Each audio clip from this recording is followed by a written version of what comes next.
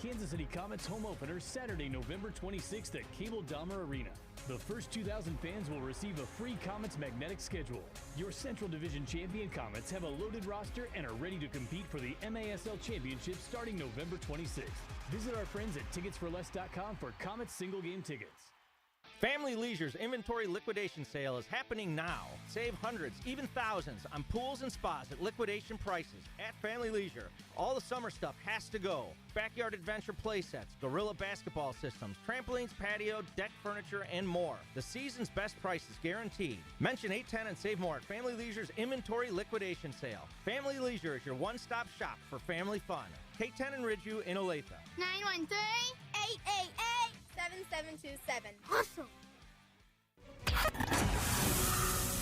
Chiefs fans, this is the Sports Radio 810 WHB Postgame Show, presented by CBD American Shaman. Life is better with the feather.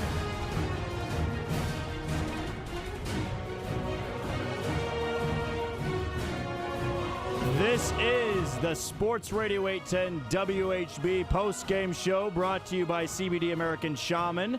And why don't we just get it going here? I'm Jack Johnson filling in for Josh Briscoe. We got Beards on the board, and what a damn game. What an absolute damn game. Josh Briscoe had the perfect time to miss a game for me here. The Chiefs go into L.A. tonight, into Hollywood, and take down the Chargers 30-27. There's no time to waste here. Phone lines are open, 913-381-810. That's 913-381-810. Let us know your thoughts. Mathematically, this division isn't clinched. Mentally, this division is clinched. You went into L.A. tonight without your number one receiver. That's Juju Smith-Schuster. You went in without your number two, McCole Hardman. Kadarius Toney leaves the game early tonight. And yet, here you are at the end of the game, an over-my-dead-body game, and you win 30-27. That is some heroic stuff from number 15. An absolute blast of a game on primetime television. You sweep the Chargers. Oh, by the way, the Chargers team that was designed in the offseason to kick your ass. They get swept by Kansas City. Phone lines are already blowing up right now. We'll let Beards get everything settled here. But Chiefs a winner, 30-27, an over-my-dead-body game.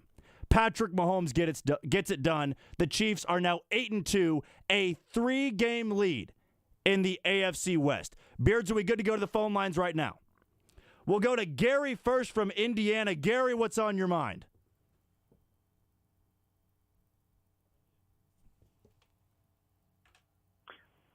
Gary, hey, we guys, got you? There we go. We got you.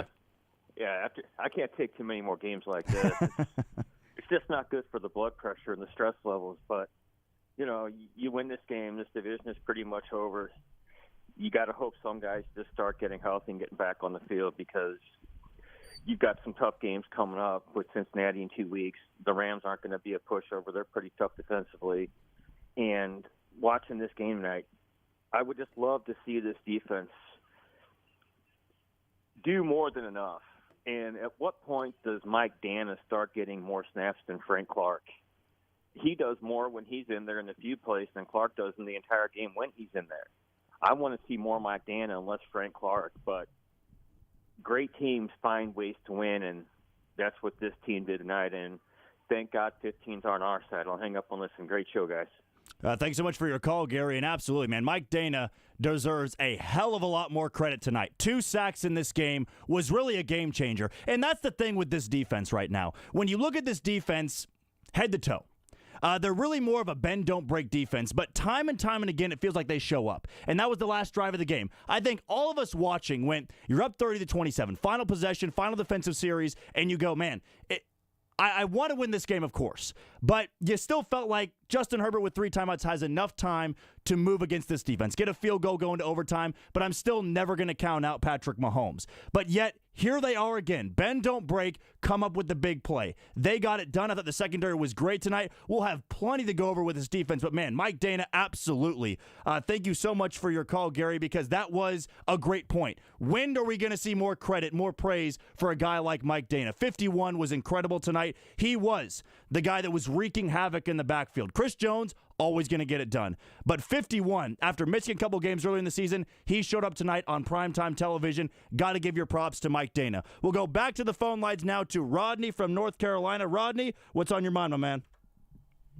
Yeah, I'm at the point I need the national media to go ahead and stop trying to make an excuse or a case, they like to call it, for anybody to be MVP other than Patrick Mahomes. This guy has nothing on the field, for God's sake. He has nothing but Travis Kelce, and yet he still gets it done. Patrick Mahomes is hands down the MVP in the league. There's nobody out there that's better than him. Nobody is better than him. And this defense stepped up when it really mattered. It seemed like Steve Spagnuolo is shocking himself how good these young guys is out here playing. And you just got to give it up to him.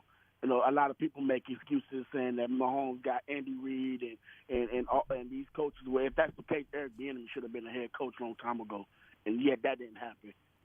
So just give credit where credit is due. Mahomes is just a beast out there on the field, and he got it done.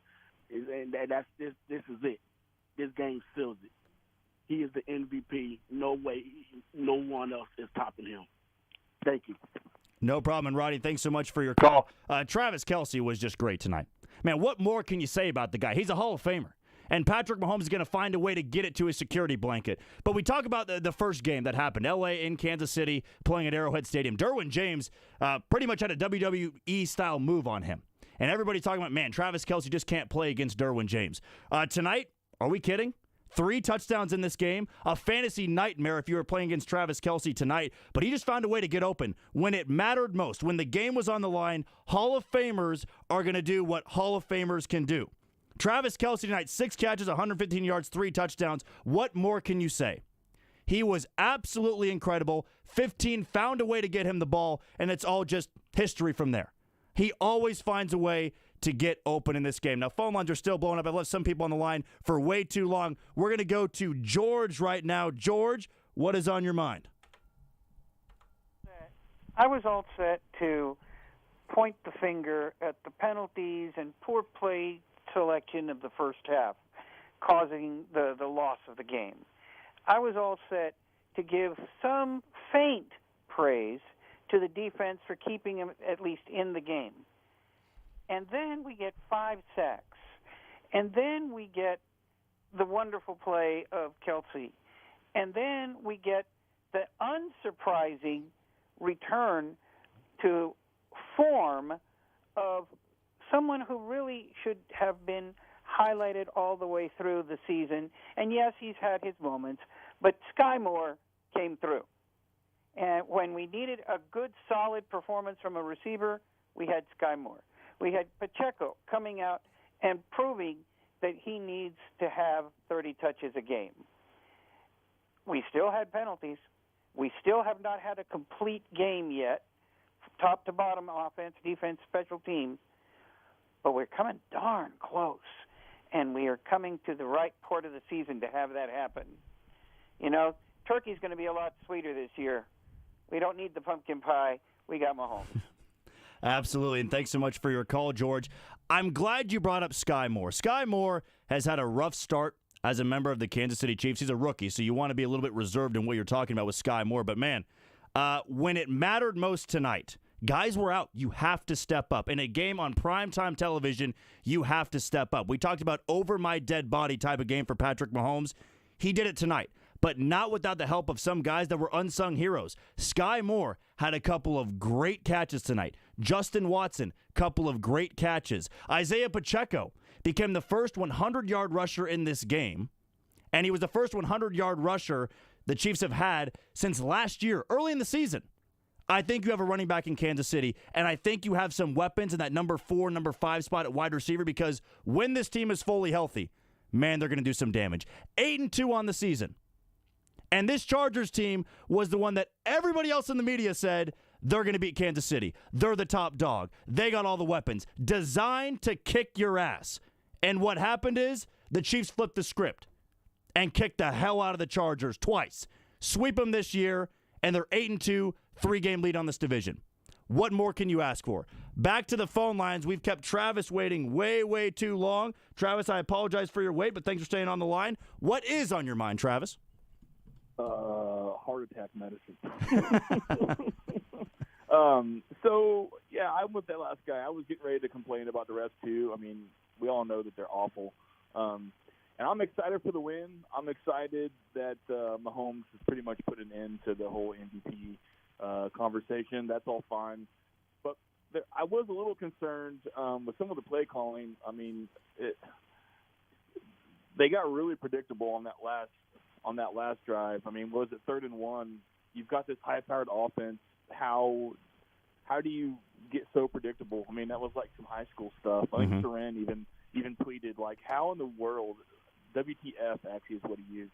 You know, and I agree 100%. Like, it's maddening. Like, if we're calling for what they're going to run, obviously the Chargers are too. But other than some of the play calling, I mean, I think this was a complete game. I thought the defense did. I mean, Herbert doesn't suck. I mean, the Chargers are a good team. I mean, they had their starters out there, and we beat them on their field. I mean, I think we're right there with Buffalo as far as one of the best teams in the NFL. So if you're a Chiefs fan, be thankful that 15 and that Pat F. Mahomes is on your team, because it's fun to watch. That's all I got.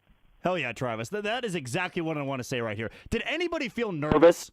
Did anybody feel nervous when number 15 gets the ball with 2 minutes to go? Was anybody really scared? No, because he's done it before. You just don't sweat anymore, because no matter who the opponent is, he's going to find a way to drive down the field. Now, you could say, well, what about that Buffalo game? Had an interception 2 plays into that drive. Yeah, it happens. It's the NFL. It's against a great defense. But even tonight, the Chargers score, and I went, too much time. Way too much time for number 15, because he's shown us, even with 13 effing seconds, he can get you in a scoring position. And tonight, it was no problem. This was a back-against-the-wall type of game for the Chargers. They needed this way, way more than the Chiefs did. And yet, here they are, the big bully on the block, arm's length, just keeping these little twerps at arm's length. Speaking of the Chargers, the Broncos, and the Raiders, the toughest division in football. Everybody else went out and got better. Oh, I guess the Chiefs didn't. They traded away Tyreek Hill. They took an off year. They're retooling. They bring in Juju, MVS, but really, they're not going to win this division. 3-game lead before Thanksgiving. How's everybody feeling? 3-game lead. You've swept the Chargers. You still got to play the Broncos twice. You've beaten the Raiders once. It's the AFC West here. And the Chiefs have reigned supreme over everybody else. And yet there's still people out there that doubt them. Without Tyreek Hill, you're 8-2. There is no other team in the AFC West above 500.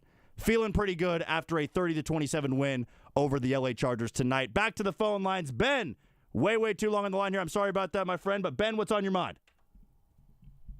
Hey, man, how's it going? I just think that was just an amazing game by the Chiefs, offense and defense. The defense stepped up when we really needed them. And, you never rule out Mahomes with less than 13 seconds. So just wanted to get my piece in. I think it was a good game overall. And, Andy Reid called the good plays. So it was a good night. And thanks so much for your call again, Ben. Yeah, there were some times I scratched my head, said, I don't get that play call. You had 2nd and 1, 2 dives up the middle, you didn't get it. Early on in the game, settling for field goals, and I went, it just doesn't feel as aggressive right now. You're on the road, primetime television, division rival, a team you have to beat. I mean, not a game you absolutely needed, but a game when you're trying to step on the throat of a division rival and let them know where they are in this division. You need it. You wanted to be aggressive. And I think with Andy Reid, I think with Eric Bieniemy, at times it's a little bit conservative. But now you're starting to see that when it's really gut check time, these coaches, this quarterback, these weapons know exactly what to do. They are going to find a way to win these football games.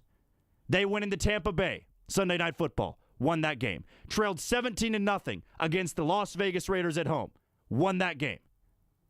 You play the Chargers tonight. You're down by 3 with 1:30 to go. Easily won that game. And that's where you just take a step back sometimes and go, how many other quarterbacks in this league do that? How many other quarterbacks left in this league can drive down the field effortlessly without their number 1, number 2, number 3 receiver? You may say MVS is the number 2, number 3. Tonight, what do you have, 2 or 3 catches? You relied on Sky Moore, Justin Watson, and Travis Kelce and Isaiah Pacheco to win you that football game. That's where if you're in the AFC West or you're in the AFC for that matter, you're going, what the hell do we have to do? The Raiders said, we got our number 1, Devontae Adams.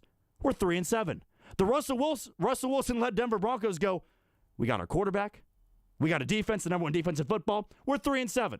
Well behind the Chiefs. The Chargers we went out and got Khalil Mack, J.C. Jackson, have our weapons, half our franchise quarterback. We're 3 games back before Thanksgiving. What else do you do? The Bills, the team of destiny, still behind Kansas City, who traded away their number 1 wide receiver in the offseason, got picks back, and now those picks are the ones that are wreaking havoc on a division rival. Isaiah Pacheco, 7th rounder. Sky Moore, career game tonight, 2nd rounder. These are guys that are making plays happen. Chiefs win 30-27 tonight on Sunday Night Football against the the LA Chargers. Back to the phone lines. We'll go to Butch. Butch, what's on your mind? Gentlemen, how about those Chiefs? How about it? My goodness. How about this for seeing football in 4K? All right? The AFC West spends $5-6 billion trying to stop this team, and that was the best they can do. They continue to be the stepbrothers of a truly elite connection, unlike the league has seen, and I don't think we'll ever see again, between Travis Kelce and Patrick Mahomes. I think there were a couple really big drives in this game that really put it in the Chiefs' favor. Before the half, they hold the Chargers to 3. They come back after the half. The Chargers don't get any points. They're forced to punt. The 3rd and 17 in the 4th quarter to Justin Watson that got the drive going so that they can get into the end zone and take the lead. And then, obviously, the last drive there, again, another spectacular connection as the Chiefs were starting to see the Chargers go more into middle field closed defenses with their cover 1 and cover 3 looks, like they got them with a couple of times in the Week 2 game. But on this one, they were ready. No pass rush, no Joey Bosa, back foot hits, Mahomes dart to Travis Kelce. He is the greatest tight end to ever live. I'm willing to say it now. Nobody looks like that good, with that much wiggle at 6'5", 260, 33 years old. This is what's going to get the Chiefs to the point where they're going to be back into the Super Bowl. Bring on Buffalo, guys. Savor the flavor. Great phone call, Butch. And what else can you say about Travis Kelce? Can you really argue that point? The best to ever do it? I mean, tonight, it doesn't matter if Derwin James is on him. It doesn't matter if you bottle him up early on. He's always going to get his. He's always going to find a way to get into the end zone. And when in doubt, Patrick Mahomes is going to go to his security blanket. That's why when the Chiefs traded away Tyreek Hill, I thought to myself, that is a brutal blow to this offense. But in reality, Travis Kelce has always been that guy. Has always been the security blanket. 3rd and 6, 3rd and 10. Game on the line, 4th quarter, less than 2 minutes to go. And you find a way to get his ass the ball. And tonight, 3 separate occasions. Who did the Chiefs go to score points? It was Travis Kelce. Travis effing Kelce.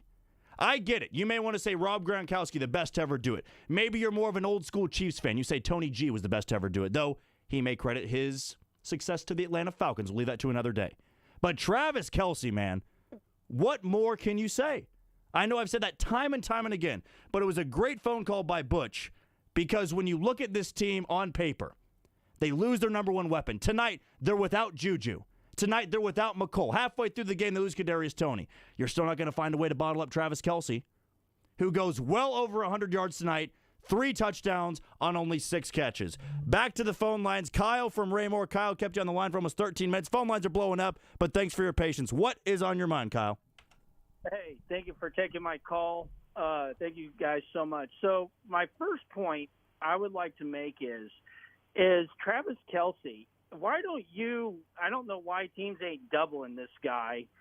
You would think in all the game films and after watching this, you would think teams would cover him. And on those 3 touchdowns, you're just covering him one-on-one. So that's my first point. And Kelsey's really good at his route running, so I'm not going to – but I think defenses, I don't know why they haven't learned yet. Second point is the offensive line, it looked weak at times, but then at times it looked like Mahomes had all day to throw, too. So, again, the offensive line doing what they can against a very good defense. I thought the offensive line looked good. And then my third point is Justin Watson. You talk about these backup wide receivers. I think Justin Watson is becoming a good wide receiver. I don't know about you, but it seems like in this game and last week's game and maybe the game before, he's made some very, very catches when we needed him to. So do you add Justin Watson as a third wide receiver instead of McCole Hardman? Thanks for taking my call. I'll listen off the air. Hey, no problem. Thanks for your call, Kyle. And you bring up a great point. Justin Watson had to be there tonight. It was not a necessity. It wasn't a luxury here. It wasn't just one of those situations where you go, oh, it's great to see Justin Watson out there. That is the case 90% of the time in Kansas City because you have Juju, you have McCole Hardman, you have Kadarius Toney. Justin Watson, not to mean this in a bad way, he's more of an afterthought. He gets a catch or two and you go, oh, there's Justin Watson. He has a touchdown, but maybe you go, man, didn't expect him to get the ball. No, tonight he had to be a player, and he gets it done. That's why top to bottom this roster is so lethal. It's so scary because guys can miss games. And even without Tyreek Hill, life after Tyreek Hill, Patrick Mahomes still gets him the ball. Jerick McKinnon, though he did fumble late in the game, and you want to think illy of Jerick McKinnon, he still has impact in this game. Isaiah Pacheco has an impact in this game. Noah Gray, impact. Jody Fortson. These are guys that if you go outside of Kansas City, they probably don't know the names of them. But that's what great teams do. That's what great quarterbacks do. That's what great coaches do. Is they get the ball to these guys when it matters most, and those guys can step up. They elevate their play on primetime television. Go around the league. Who else can do that? Right now, not many. The Chiefs are 8-2, 3-game lead in the AFC West. It is looking mighty fine in first place, not only in your division, but in the AFC. Back to the phone lines. Dan, thank you so much for your patience. What's on your mind? How you doing? How about Travis Kelce? How about the three that he just owns the Chargers, and the defense did what they had to do before the half, to hold him to that field goal. And I think Isaiah Pacheco had a pretty good run game, 107 on the ground. And I heard David Carr say on the NFL Network how this is going to be the Chargers division. And I think that it was a bad break, that McKinnon fumbled, but the running game will come together, and let's take care of the Rams. Take care of yourself, Jack. Thanks so much for your call, Dan. And that's what it feels like after a win like this. You almost take an exhale, you sit back and go, man, it feels good to be a Chiefs fan. Because if you would have gone back to week 3, right after that game in Indianapolis, it was ugly. What'd you miss? 2 field goals and an extra point. You had a fake field goal. Mahomes wasn't great. You had a couple of drop passes, some bad turnovers. Sky Moore, the muff punt. If I would have told you at 5 p.m., after week 3, just wait a month and a half. This team will be 8-2 with a 3-game lead in the division. You would have signed up immediately. Now, there still are things to correct. Right? You want to set yourself up nicely for the postseason. You want home field. You want Buffalo. You want Baltimore. You want Miami coming to Kansas City. At the end of the day, though, it feels like this team just always has that killer instinct that not many teams out there have it. Maybe it's the quarterback play. Maybe it's being there before. But we've seen a team like Buffalo play on primetime television and crumble a little bit. We've seen Miami, Baltimore crumble. We've seen the Chargers crumble way, way, way too much for having that much talent on the field. And going back to pregame, right? It's always setting yourself up nicely to play the Chiefs. They'd spent the last couple weeks without Mike Williams, without Keenan Allen. Was anybody shocked when they were active tonight? No, it's because you have to be 100% to beat this Chiefs team. Because they have number 15 at quarterback. And when you have number 15 at quarterback, it masks so many problems.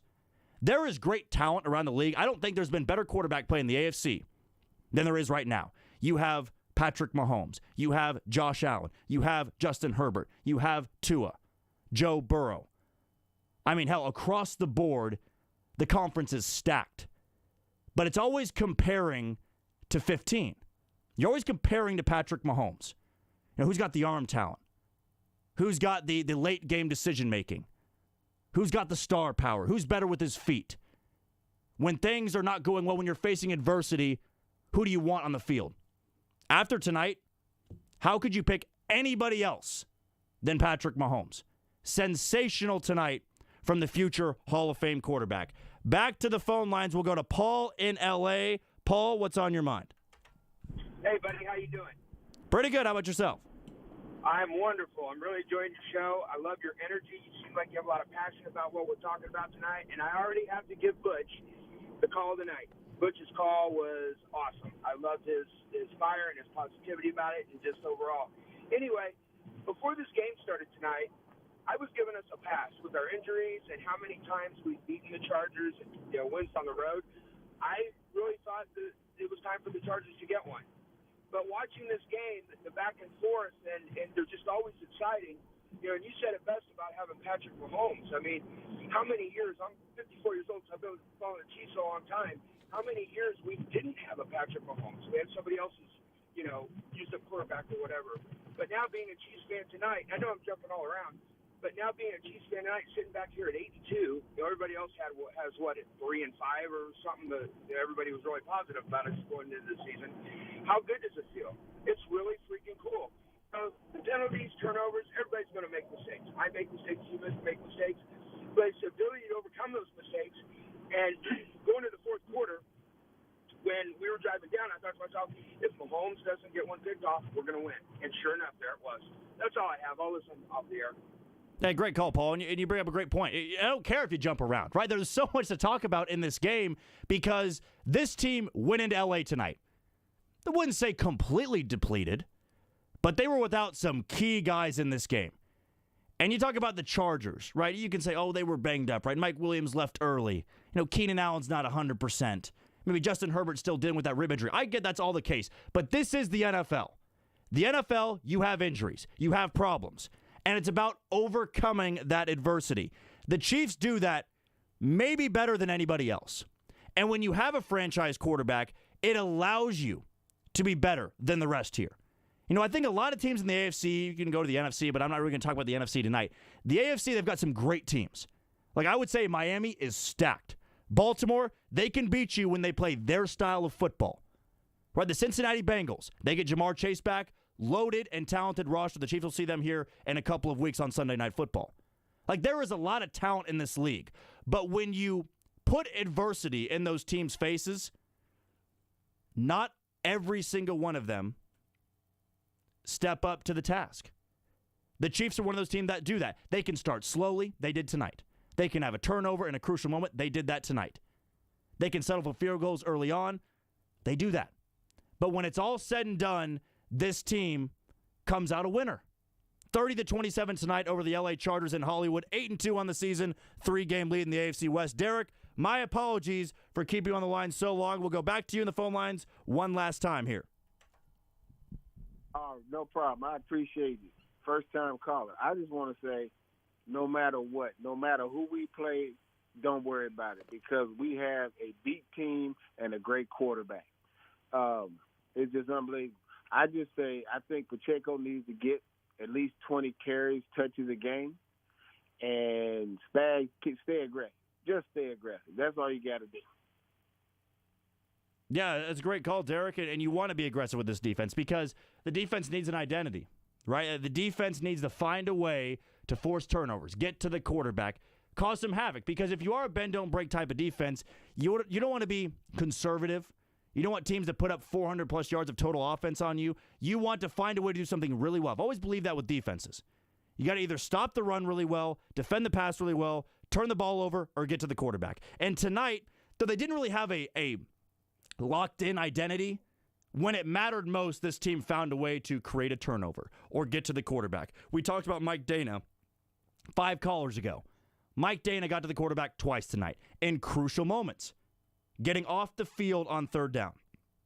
You found a way to create a turnover at the end of the game, not being flagged, making the smart play, batting the ball up in the air, Nick Bolton being there, right place, right time. There were still some mental mistakes.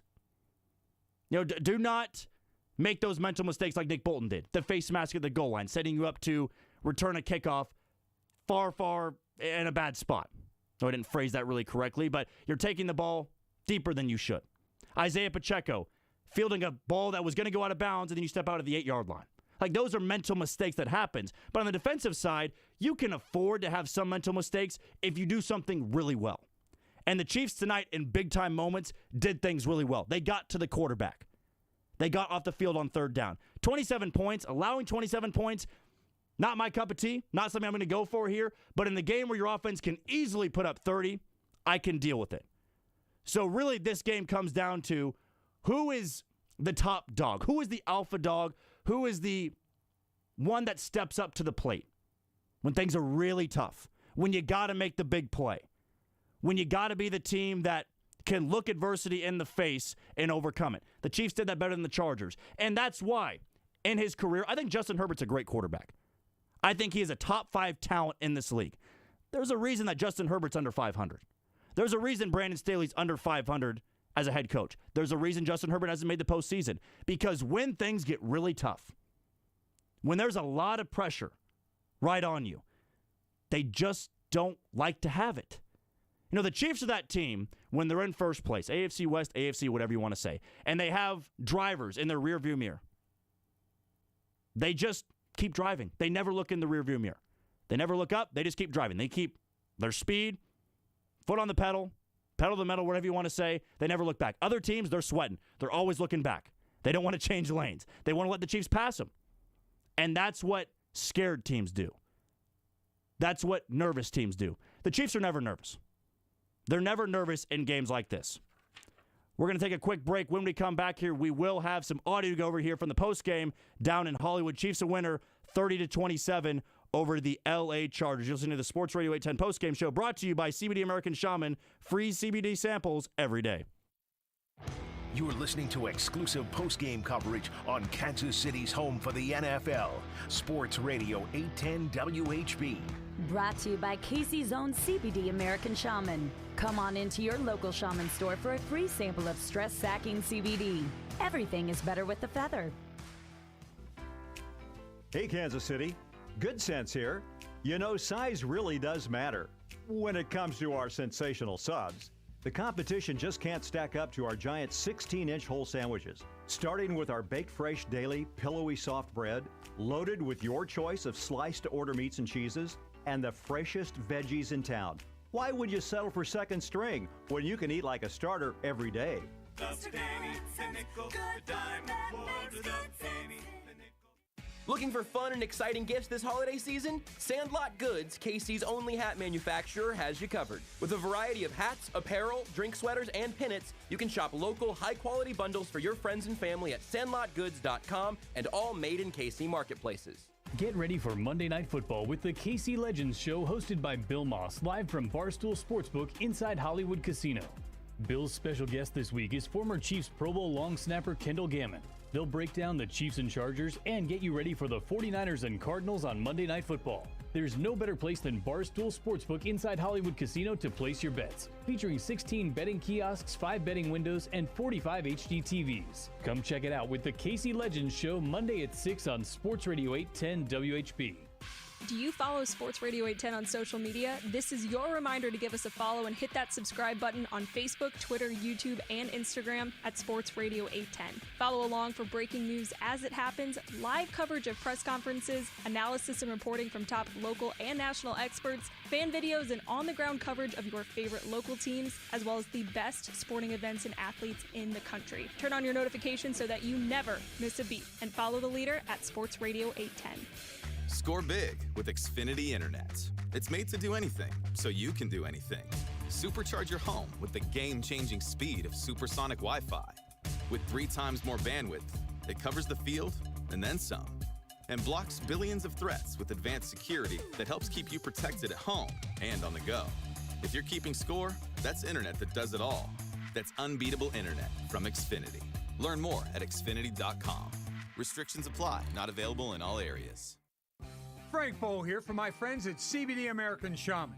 You've heard me talk about my experience with CBD products. If you struggle with pain, anxiety, sleep, or lack of energy, visit your local CBD American Shaman about the benefits of high-quality hemp oil. And if Kansas City scores big, you score big discounts. Kansas City puts up 30, it's 30% off. 50% off your order of $100 or more the day after the game. Only at CBD American Shaman. Life is better with a feather. The Whole Person connects people with disabilities to the resources they need to live independently and enjoy the many opportunities this great city provides. We're focused on creating a fully accessible community where opportunities and choices are not limited by disability.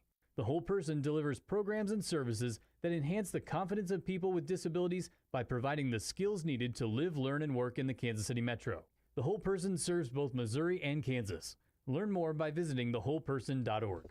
Hi, I'm Fred Ramsey. And I'm Mark Tobin. Hey, folks, if you're not busy Saturday mornings from 6 to 7 a.m., well, I hope you'll join us for the Midwest Outdoors, brought to you by Reed Chevrolet St. Joe.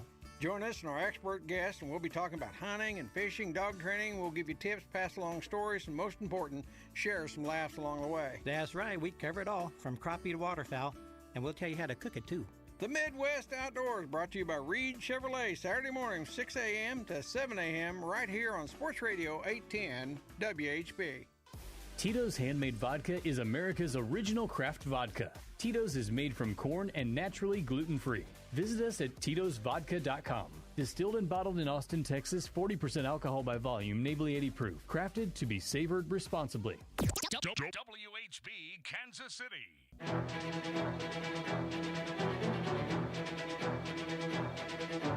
McKinnon in the backfield. Watson is in motion behind the line of scrimmage. 3 receivers to the left. Mahomes takes the low snap, drops back to pass, throws to his left. He has Kelsey inside the 10, the 5, into the end zone. Touchdown, Kelsey. 17 yards. He's over 100 for the game, and the Chiefs retake the lead, 29-27. That's Andy's Sweet Play of the Game, brought to you by Andy's Frozen Custard. Stop by any KC location for Travis Kelce's 87 and running concrete and help raise money for this worthy cause. 87 and running and Andy's Frozen Custard, the perfect option play for KC fans everywhere. Thank you, Josh. And yes, sir, we're back here on the Sports Radio 810 post-game show, brought to you by CBD American Shaman. Free CBD samples every day. Chiefs winner 30-27 in Hollywood over the Chargers. Patrick Mahomes tonight, who is at the podium at the moment. 20 of 34, 3 touchdowns, no pick, 329 yards. Isaiah Pacheco, his first game with over 100 yards rushing, and the first Chief to do that since early of last year. He had 15 carries with 107 yards. And Travis Kelce, future Hall of Famer, 6 catches, 115 yards, and 3 scores. We've said over my dead body type of game all throughout tonight. And that's what it really felt like with Patrick Mahomes. He was sensational. Travis Kelce was phenomenal. They made plays when it needed to happen. The defense made plays when it needed to happen. And now you're 8-2, first place in the AFC West by 3 games. You're first place in the AFC. You have the top spot. And isn't it crazy to think that Patrick Mahomes has yet to play in a road postseason game? It still could happen. It's going to happen at some point in his career. But the fact that we sit here year in and year out, and you have to think about, oh, you could be a number 1 or a number 2 seed. You're still getting a home playoff game. Never before in Kansas City has that happened. Never. Name me one quarterback where you felt confident that your quarterback could take you to the heights that Patrick Mahomes does every single week. Last week against Jacksonville, what do you have? 330-plus yards passing, 4 touchdowns. We didn't even blink. We're numb to it because he's that good. He is that type of quarterback that just takes you to new levels. He has an elite style of play. And tonight, it was on full display. Back to the phone lines now. We'll go to Jeremy, who's been on the line for way too long. Jeremy from Fort Worth, what is on your mind, my friend? Yeah, I just wanted to first give you your kudos. I've been listening to you for a while, and, to me, you're the voice of KC, so I've been listening in, kind of ghost listening here and there, but I just want to give you some applause to you, Jack. You've been awesome on the air. But I did want to talk about Pacheco a little bit. That it's kind of like his coming out game to me. There's been a lot of naysayers out there and a lot of people, some of my friends, talking about how he's kind of been iffy here and there. He didn't know if he was actually, worthy of the spot. But, I mean, you can't deny what he did tonight. It was insanity out there, and, the whole minute and a half left, I remember looking at my wife and saying they left too much time for Mahomes out there, and she goes, I don't know what you're talking about. I go, well, just watch him work right here, and, lo and behold, there it was. So, yeah, that's kind of all I got for you. But, yeah, that was my comments about the game. Jeremy, thanks so much for your call, and thank you for the high praise. Yeah, Isaiah Pacheco was great tonight, and I think that's one thing that every Chiefs fan has been a little bit worried about, not only going into the season, but the last couple of weeks, right? Who is going to be the number one back? Do you want to go running back by committee here? Do you want Isaiah Pacheco? Do you want Jerick McKinnon? Do you want Clyde? Now, Clyde left the game with an injury. It doesn't look too good for him. We'll get into that later in the show. But Jerick McKinnon, he had the fumble. It feels like the Chiefs have always just gone hot hand, right? Who is the guy with the hot hand? Well, tonight it was Isaiah Pacheco, 15 carries for 107 yards in this game. Man, he runs tough. I know it's kind of a cliche type of term when you're talking about a running back, but, man, he runs hard. He is a downhill runner, and that's something incredible about Brett Veach. Brett Veach, before the draft, said that he believes there's an 1,000-yard rusher in the 7th round or in the undrafted free agent market. And he found one, I think. He's not going to be one this year, but maybe in the future, in Isaiah Pacheco. He's had his mishaps. He's had his mistakes. But at the end of the day, I look at what these guys can do when it's the brightest of lights. What can these guys do? Do they crumble? Do they tense up? Do they not want the ball? And that's why I was so impressed tonight with a guy like Isaiah Pacheco, a guy like Sky Moore, a guy like Justin Watson. They're not Travis Kelce. They're not Patrick Mahomes. They're not Juju. They're not MVS. These guys haven't been in spots like that before. And yet they're asked multiple times tonight. They were asked multiple times tonight. You got to go out and make the big-time play. You got to hang on to the football. You got to get open. Sky Moore, a big catch on the drive before the game winner. Sky Moore has not been asked once this year to be that guy. You have to do it. Kadarius Toney's out. Juju's out. McColl's out. Who's going to step up? Justin Watson stepped up. And I think that's just refreshing to see from this team. Because when you're trying to build a dynasty, the Chiefs aren't there yet. You can't win one Super Bowl and just claim yourself as a dynasty. You're not in New England yet. Not saying you can't get there. But you are a very consistent, competitive bunch. And I think that might be underselling it too. But the Chiefs, to me, feel like a team that they're just always going to be in the hunt. Maybe not always Super Bowl contenders, but a team that is always going to be trouble for others out there. And it's because when you have a quarterback like Mahomes, he makes others better around him. You always envied that about Tom Brady in New England for years. And I mean for years. He had nobodies out there. And I don't want to name drop him because I think we don't need to go into New England's history here, but there were always those guys. Who was the lacrosse player they had, the college lacrosse player, a couple years back? Or was it Chris Hogan? I want to say it was. There would be a game where he'd go for 110. 7 catches for 110. And you go, who the hell is that guy? Well, Brady makes him good. And there's going to be very few times here on live air in Kansas City I'm going to praise the likes of Tom Brady. But you're starting to see a little bit of that with Mahomes, especially this year.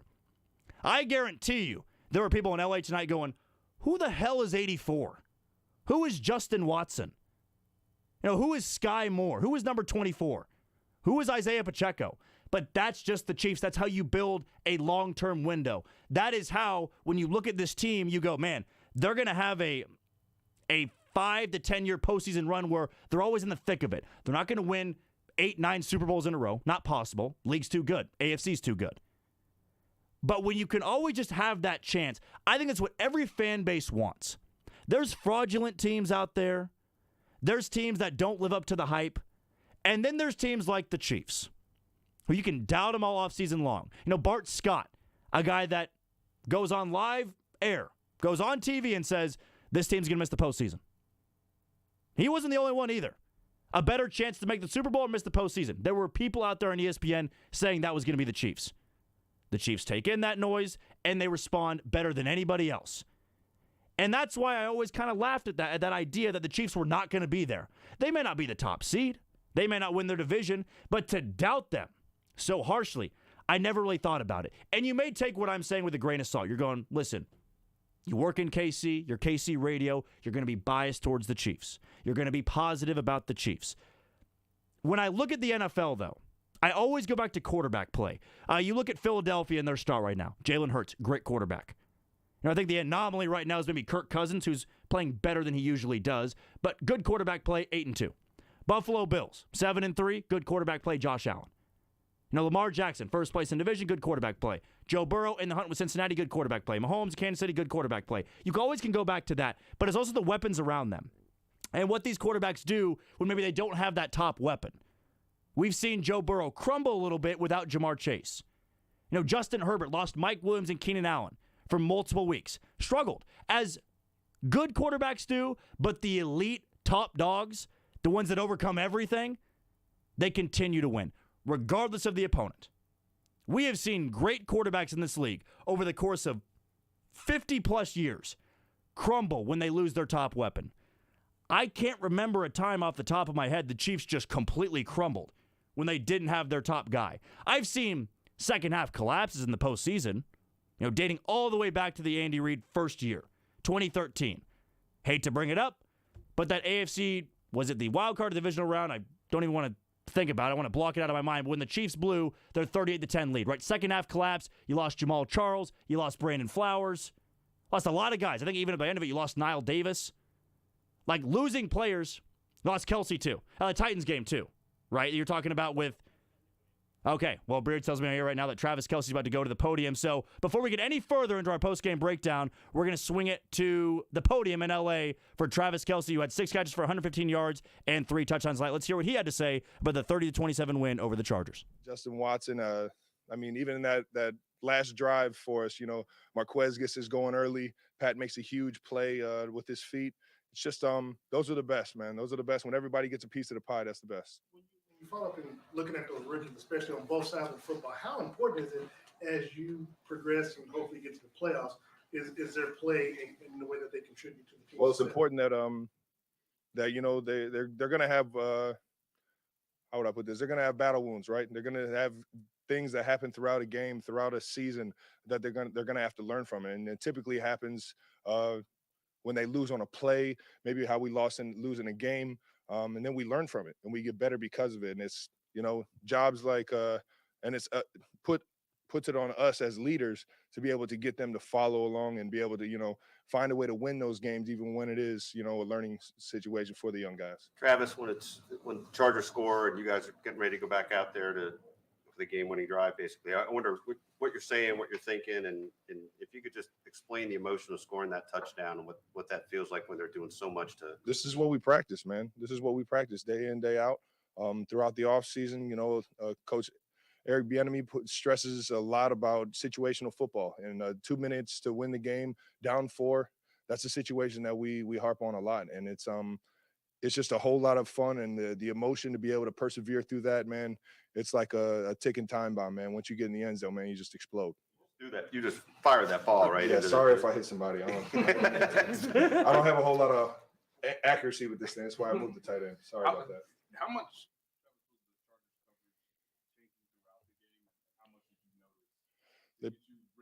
They played a lot of man coverage, and Derwin James probably got better of me throughout the entire game.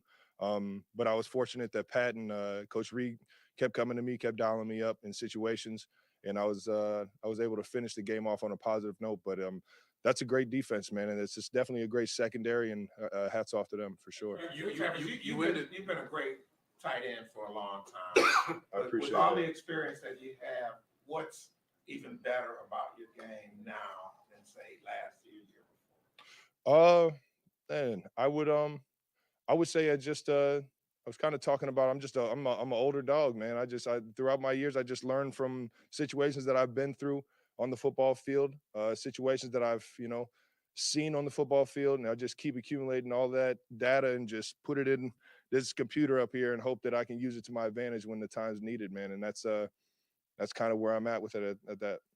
Travis, hold on. We got to roll real quick. We're going to go Adam, then Nate, Aaron, Eric, and we're going to roll. Travis, any more sense than normal that you had to make some plays tonight, given the fact Juju didn't play, McColl didn't play, and Kadarius went out real early? Yeah, we didn't have our full arsenal of weapons, man. And that's, knowing that it was going to be an opportunity. I personally was ready for the matchup. I knew they were going to play a lot of man-to-man coverage, and I knew that, Pat was going to be looking for me when it was one-on-one coverage. So it was a lot of, understanding what they were trying to do to stop us. And then on top of that, just going out there and trying to be a better football team. Nate, does it feel any different winning the game this year versus what you did last year against the Chargers? This one feels damn good. I know that. Honestly, I put the other one in the back pocket already. Pat mentioned he feels like your competitive nature is your best attribute over any of the physical traits or whatever. I know you're a professional athlete. Everybody's competitive. But where does that competitive fire come from as you enter, year 10? Man, just my appreciation for the game, my appreciation for the guys before me to give me the platform and the opportunity to do what I do today. The Kansas City fans, the organization, there's a lot of people in this building that pour their heart into this entire, orchestra of things. And I just put it on my back and just lead with my heart to be able to go out there and perform and be accountable for those people. And I don't know, it was just the way I was raised, I guess. Travis, how much do you look forward to the matchups with Durr? I know you're going to face him twice a year, and then what happened on the last play there where you're able to shake loose? Yeah, like I said, man, he's the best, one of the best, if not the best in the league. He got the better of me for the majority of the game, and it's one of those things where you hope to get the right things dialed up at the right moments. And sure enough, at the end of the game, I knew he was kind of sitting on my outside shoulder on a lot of the stuff. So anything vertical and anything outside, he was locking me up pretty good. And Coach Reid saw that and called a play where I could just get across field and try and beat him with my legs. These old 33 legs, man. But it was, like I said, man, I was just fortunate that Coach Reid and Pat never lost faith in me and my abilities to get open against a great cover guy like that. Your name is continue to be etched in stone. Past Rob Gronkowski for the most 100-yard touchdown or 100-yard games in NFL history, man. What is that feeling like for you? Got a whole lot of respect for Rob, man. Just to be in that conversation is pretty damn cool, man. Shout out to the 87s out there, baby. Let's see if we can get a few more. That was the start of our locker room report, brought to you by Twin Peaks. The Chiefs Locker Room Report is brought to you by Twin Peaks. No one does football like Twin Peaks. Whatever your preference, they have everything from tequila cocktails and an extensive bourbon category to top-shelf spirits and cocktails served over ice balls. Local craft beers and handcrafted whiskey cocktails round out an adventurous drink menu, second to none. And don't forget about their 29-degree man-sized drafts at Twin Peaks. All right, we're going to go back to the podium here in Hollywood as Chris Jones, the leader of Sack Nation, is up to talk. Let's go to Chris Jones. Like Dana for a couple games. We lost Frank Clark for a couple games, but then just rallying together. I think we have some of the best pass rushers in the league, and when we're able to have those opportunities, we can get after it. There was, they start the drive with about 31 seconds left, but you noticed that maybe Justin was going to try to do, a quarterback draw. Just what did you notice or recognize maybe pre-snap or even as the play was developing? Just collapse in the pocket. I don't know if it was Frank or George Karlaftis was making him step up. Our ends played really, really well today on making him step up in the pocket. And for me, it was an easy sack. Today was your 100th game. What does that mean to you when you look back on 100 games? Yeah, I'm more. Dang. 100 games, huh? I'm very fortunate to be in this situation. Thanks to Coach Reid, the Hunt family. I'm old though, man. Dang, 100 games, huh? AFC West was supposed to, coming in, be the most competitive division. Chargers were supposed to be your biggest challenger, and you beat them twice now, and you're 3 games up on everybody else at this point. Thoughts on the team and where you're at in progressing toward the playoffs? I think it's more so being resilient as a team. Got a lot of young guys, and we've had asked a lot of young guys to step up in roles that they're not familiar with, and they've answered that. Nick Bolton have a huge role from last year, and a lot of guys just stepped up for this defense and for this team also. And we've been very fortunate with that. Everyone is healthy so far, so knock on wood, and we're just gonna keep on driving. Chris, it's the other side of the ball. You've spoken about this before. I just wonder, a night like tonight, how much it reinforces your appreciation of Patrick and Travis and what they're able to do together. Yeah, it's special. It's special. The chemistry those guys have. I wasn't here last year to enjoy that moment where um, T. Kelsey scored it in for 30, 35 yards. But this year I was here to enjoy it and appreciate that moment. Travis Kelsey is one of the best in the league, and Pat is playing at an MVP level. And they left too much time on the clock for Pat. A minute and 45. I mean, we go through that throughout the week of 2-minute drills. So I think it was normal for them. So There's too much time for the Chiefs offense. I can't tell you, man. You look back last year, playoff game was 13 seconds. We got a field goal. So I don't know. I honestly don't know. Giving up 20 in the first half, what made the difference in the second half where y'all basically stalled them other than that one long play and then touchdown? I think we shot ourselves in the foot first half, missed tackles, and been undisciplined. One player out of a gap, give up 7-8 yards, and a lot of leaky yardage. We was able to go inside and make a few adjustments, tackle better coming out in the second half, and we was able to make a few stops. Chris, you've been on a really consistent run so far this season. I just wonder how much of last year, what you went through, sort of prepared you to have such a good season so far. Most importantly, I think it's about the D-line. I have a great supporting cast around me. Mike Dana, Frank Clark, Colin Sanders. A lot of these guys have stepped up their game. And I also have Joe Cullen, one of the best D-line coaches in the league. And, those guys helped me be as successful as I am. So without them, I don't know where I'd be. I guess how satisfying is that to be the guy everybody looks to, but yet you and the rest of them are having success together? It's fun, but, we take it game by game. It's always areas we can get better in, and we got to prepare for next week. It's no satisfying right here, man. It's always working. Thank you, guys. Y'all take care. That was some Chris Jones post-game audio from the Chiefs' 30-27 win over the LA Chargers. Now a 3-game lead in the AFC West over the Chargers. No other team aside from Kansas City has a winning record. Now 8-2. You haven't lost since the Buffalo game, and you're feeling pretty damn good after beating a division rival in the LA Chargers. We have kept Tony from Shawnee on the phone line for 34 minutes. Tony, I apologize for making you wait so long, but after all this time, what is on your mind? Hey, all I can think about, I love the passion, energy, excitement. When it's grim, be the Grim Reaper. No McCole, no Juju, no Kadarius Toney, and guess what? We do what we do. It was just absolutely exhilarating tonight to see this team battle back against a team, obviously, that all of the national pundits thought would dethrone us this year. But now as a Chiefs fan, I'm like, all right, the AFC West, it's in the rear view mirror. We've got bigger things on the plate. And I sometimes can go into this, we don't want to meet this team in the playoff. We don't want to meet this team in the playoff. Bring them all on. Bring them to Arrowhead. This team has a great feel. They're resilient. They're robust. They will beat anybody. No score that you're down. We're out of it, and I am just thrilled for the rest of the year. So let's enjoy it, but let's go get the next thing. Love it, baby. Great show.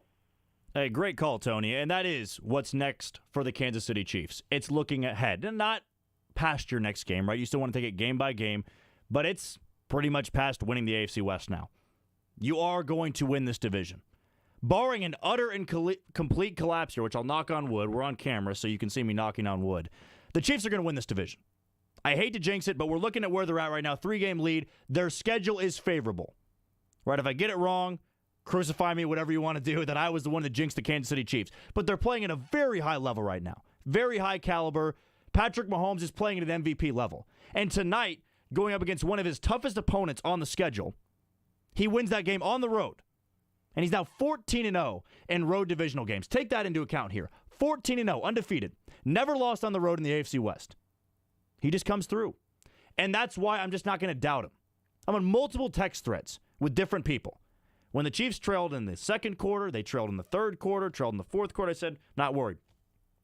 15 is going to win this game. I don't care what the play calling's like. I don't care who leaves the game with an injury. Obviously, you want health to be a top concern here. You want the players to be healthy, but in terms of how it impacts the game, wasn't worried.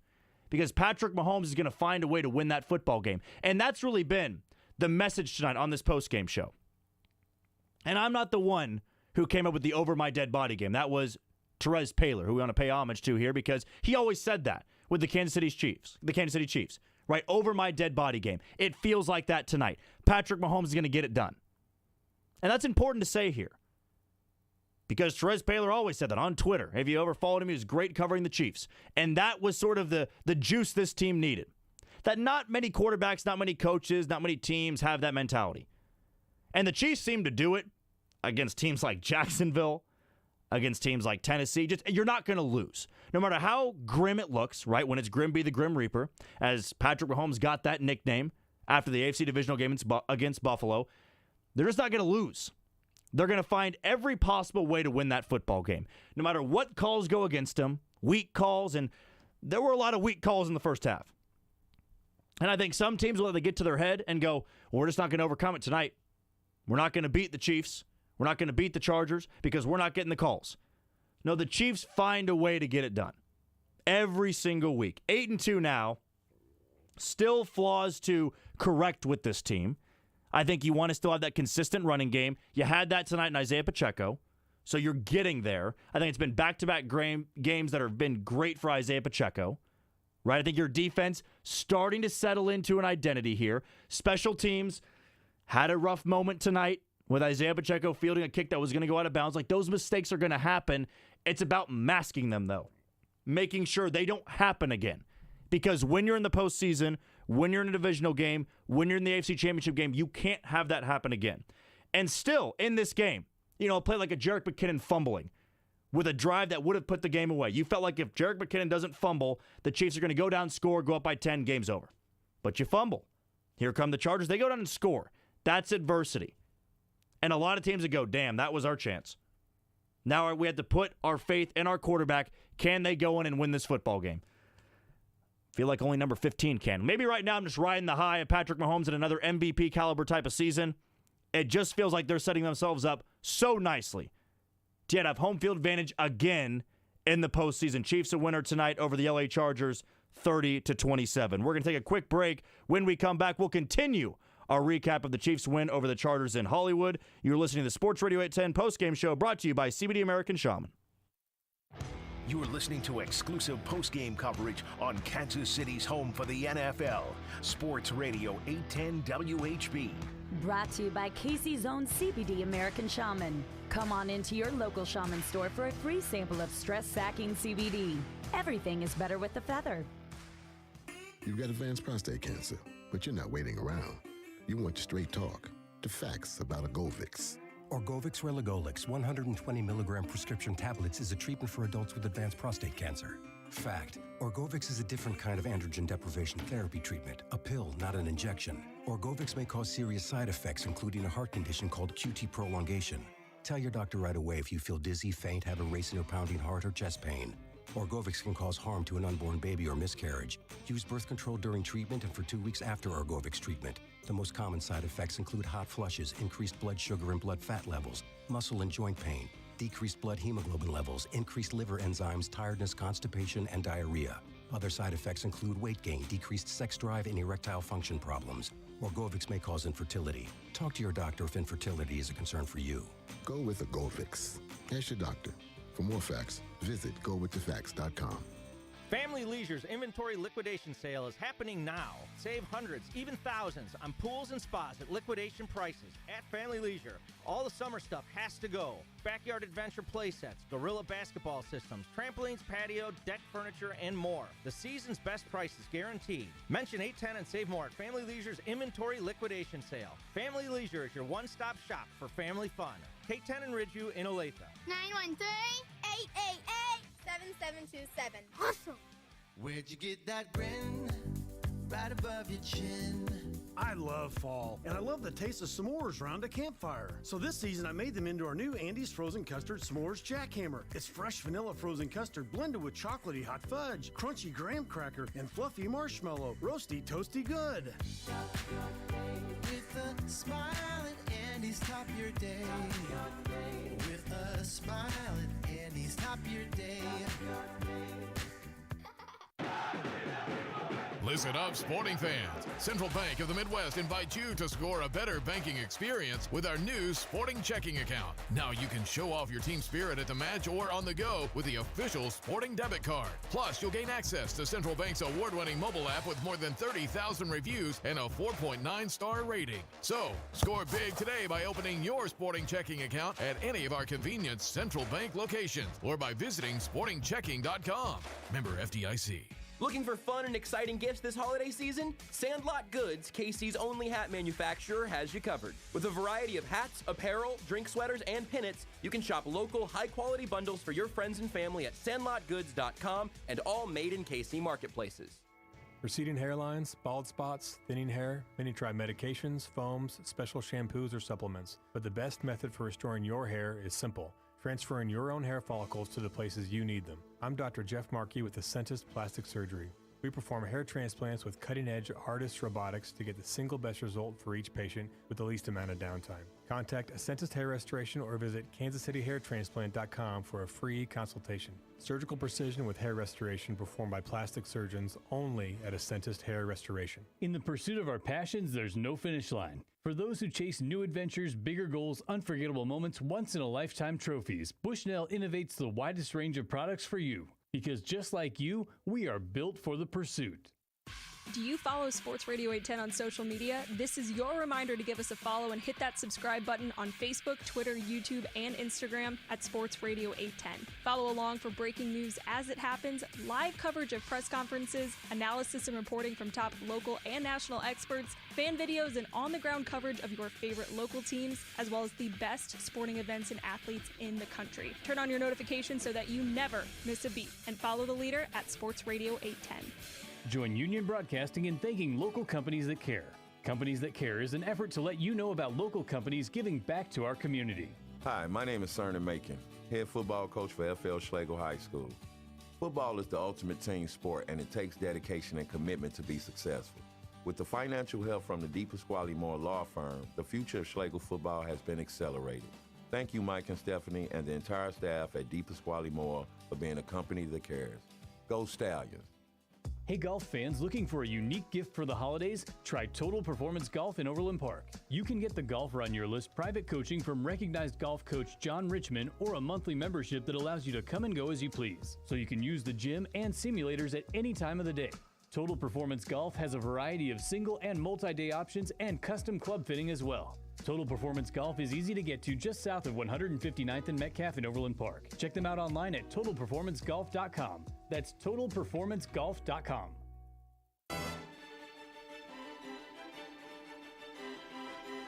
20, Herbert escaping in trouble, puts it up for grabs for Allen. It's almost intercepted and is on the deflection. Brought in by Nick Bolton. That's the defensive play of the game, brought to you by Schlegel Fence. When you need a fence, call Schlegel Fence. Schlegel Fence installs it all, from wood to ornamental steel to vinyl to chain link. No job is too large, and it'll look great too. Schedule your free estimate by going to schlegelfence.com or call 816-863-6159.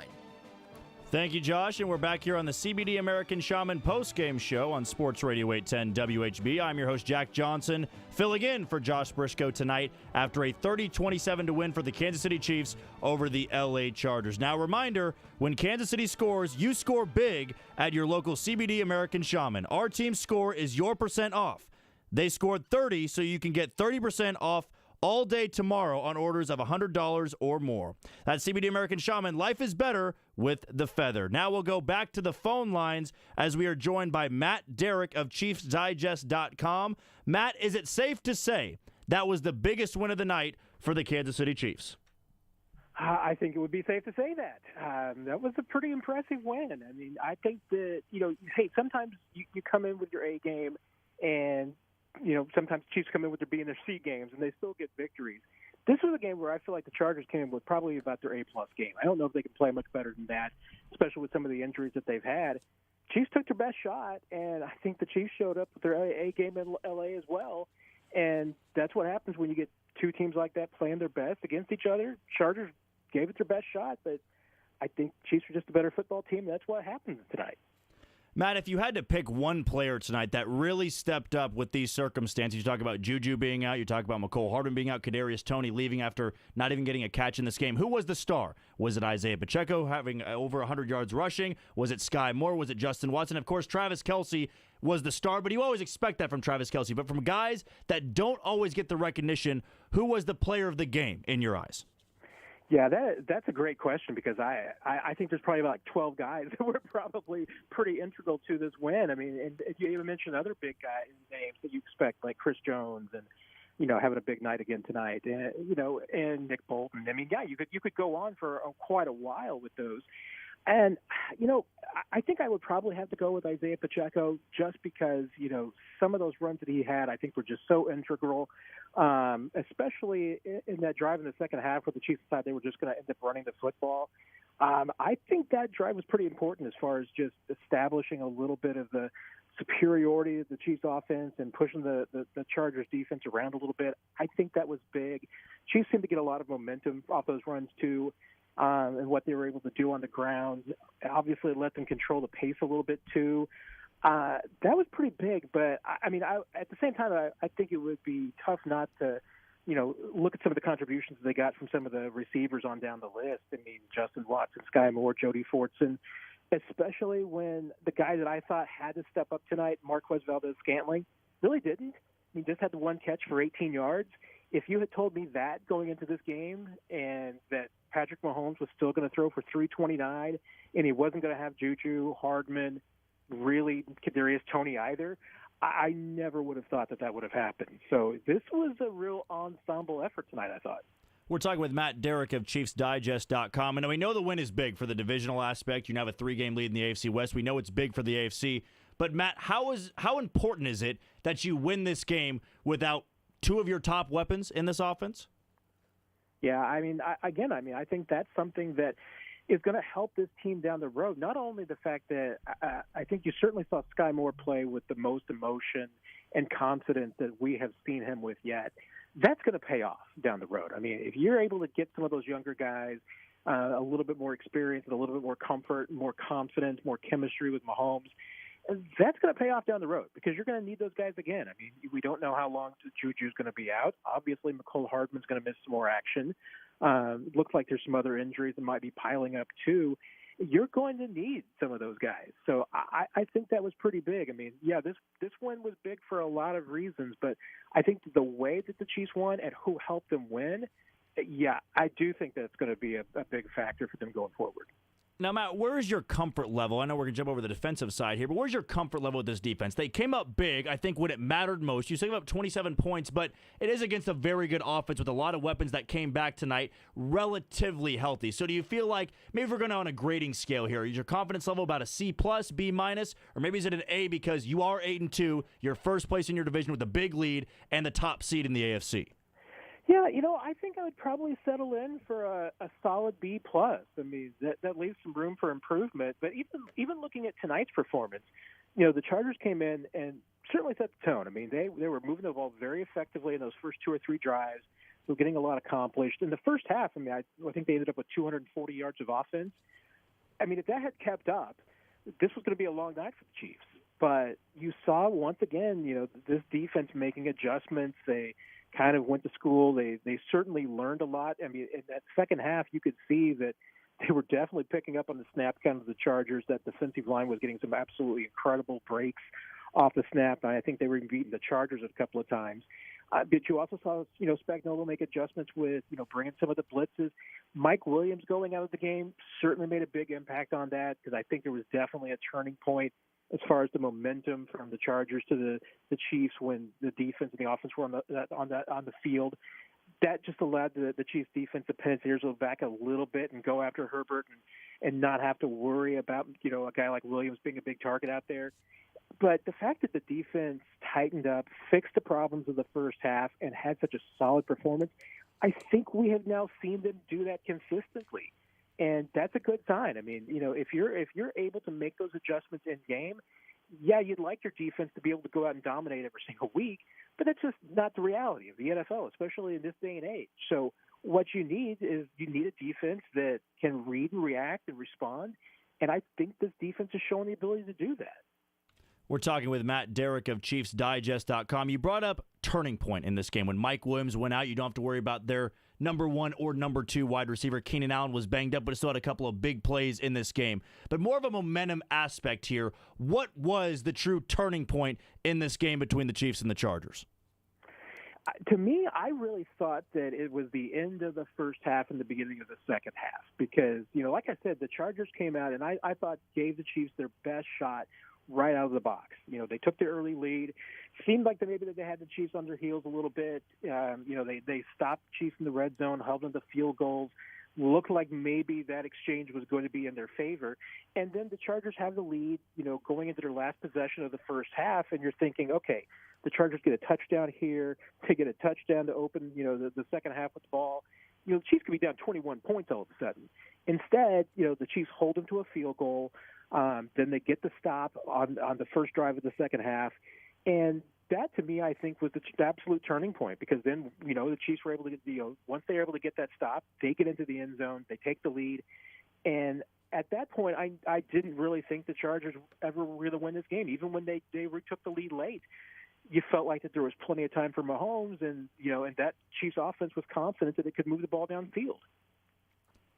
I liked it how you brought up the idea, too, that the Chargers played their A-plus game tonight. If you are another AFC team, Matt, do you look at this game and go, man, that is scary because even a team like the Chargers, who were designed to beat the Chiefs in the offseason, they can play their A-plus game on the road and still lose. Was tonight, more than any other game this season, the most frightening to other AFC teams? I think that's probably a good case. I think that you could probably say that. I mean, the Chargers would be a different team if they had Joey Bosa. I mean, that's the one thing that was really missing tonight. And if you're gonna beat the Chiefs, you've got to be able to rush Mahomes and to make him uncomfortable. Just rushing 4 so you can consistently drop 7 and not give him a lot of room to work. And and the Chargers got plenty of pressure on Mahomes tonight. I mean, they were pretty creative as far as their defensive game plan goes. He took a lot of hits, took a lot of pressure. Chargers did everything that they could, without Bosa to affect the quarterback, and they did that. And I thought that it's just overall, I mean, especially if you look at how the defensive line played, I thought that, certainly was an A game from just that front 4 of the Chargers. And I thought the secondary played as well too. I mean, I didn't make a lot of mistakes. So, yeah, when you see that the Chiefs are able to handle on the road a pretty salty defense that played really well, yeah, I mean, I think you should be worried if you're the rest of the league because Mahomes is looking like the MVP right now. And going back to this defense, this front 4 here, of course, Chris Jones is going to get all the talk here, right? He is the leader of Sack Nation. But, Matt, when is it time that we really start considering Mike Dana to be a true valuable piece, not only this defense, but maybe one of the better interior pass rushers in the NFL? Yeah, and that has been a real surprise because, you remember when the Chiefs drafted Dana, it was the idea that, he could be a versatile guy that kicks inside and outside, but his last year, in Michigan, when they kind of moved him inside, he played outside a lot. He wasn't real effective. Most of his, earlier in his college career when he was playing defensive end, and that's what the Chiefs said that they were going to do. They were going to get him back to playing on the outside. He still does that, but that third down package that Joe Cullen and Steve Spagnuolo have put together, where they just like to put 4 defensive ends on the field and let them go after the quarterback. It is really creating some heat, and especially if they're able to get some stuff done on the first and second down and play the run a little bit tighter.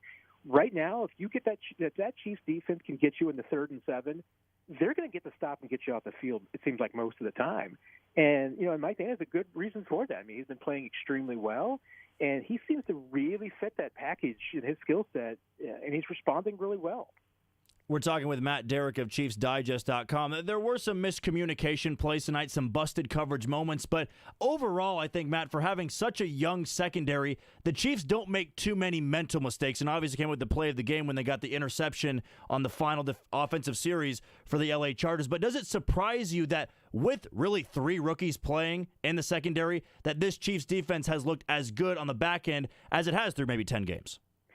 Yeah, and there was that one stretch when L'Jarius Sneed had to come off the field in the second half for a portion of a drive, and you had 3 rookie corners out there, plus you had Brian Cook, who was filling in for Juan Thornhill, and that could have been an opportunity for the Chargers really to get back into that game, to pick on those young guys. And especially because in the first half, like you said, there were some leaks and there were some breakdowns in communications and coverages. But one thing about these rookies that you've seen is that they have short memories. They've done a really good job of, putting plays behind them when that happens. And you're certainly seeing, to me, I think, the advantage of speed and quickness. That's one thing that this Chiefs defense has over last year. I mean, they wanted to get younger because they wanted to be faster. And you're seeing the results of that. And that's one of the reasons why I think they've got some recovery this year that maybe they didn't have in the past. That was a portion where, with those 4 young guys on the field at that point, it could have been a rough moment, but they really responded well.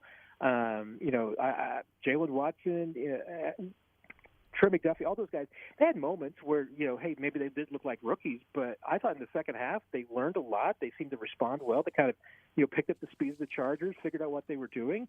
And again, they improved throughout the game, just as I think they've been improving through the season.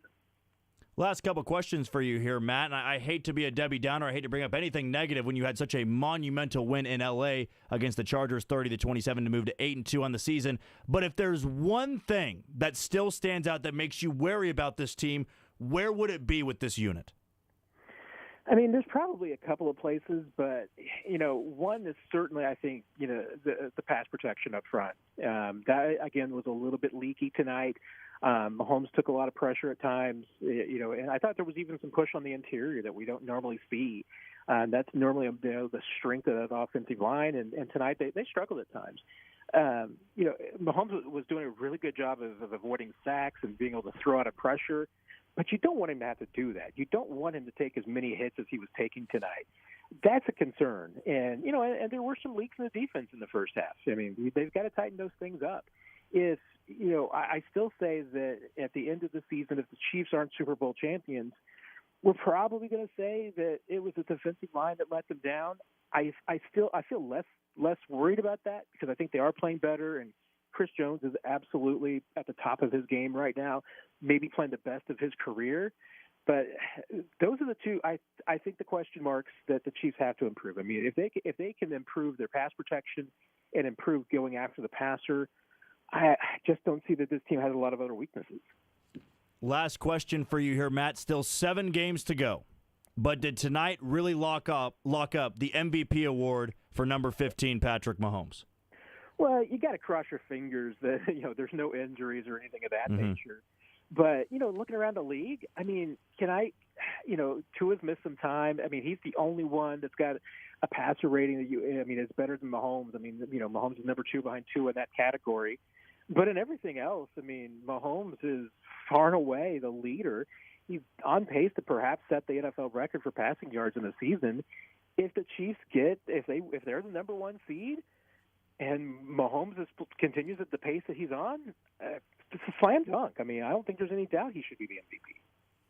And tonight it just felt like we said before, over my dead body type of game. Chiefs a winner 30-27 over the Chargers. Matt, thanks so much for your time as always, and we'll talk to you next time.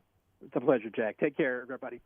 That was Matt Derrick of ChiefsDigest.com, always giving us some great insight on the Chiefs. And tonight, what more could you ask for from this team? I know we've said that over and over and over again, and you, the callers, have been very patient. They blew up when we first jumped on the air tonight on Sports Radio 810 WHB, and that's what we're going to do right now before we reach midnight here and turn it into Monday. Early Monday morning, that is. So phone lines back open at 913-381-810. That's 913-381-810. Let us know your thoughts on the Chiefs' 30-27 win over the Chargers tonight. Now, you're 8-2 on the season. And the next thing I want to do when breaking down the Chiefs here is looking ahead. I don't want to look too far ahead with this team, but what's up next on their schedule? Now, Curtis Seabelt from the program tweeted out that the Chiefs are opening up against the Rams next weekend as a 14-point favorite at home. The Rams have been terrible.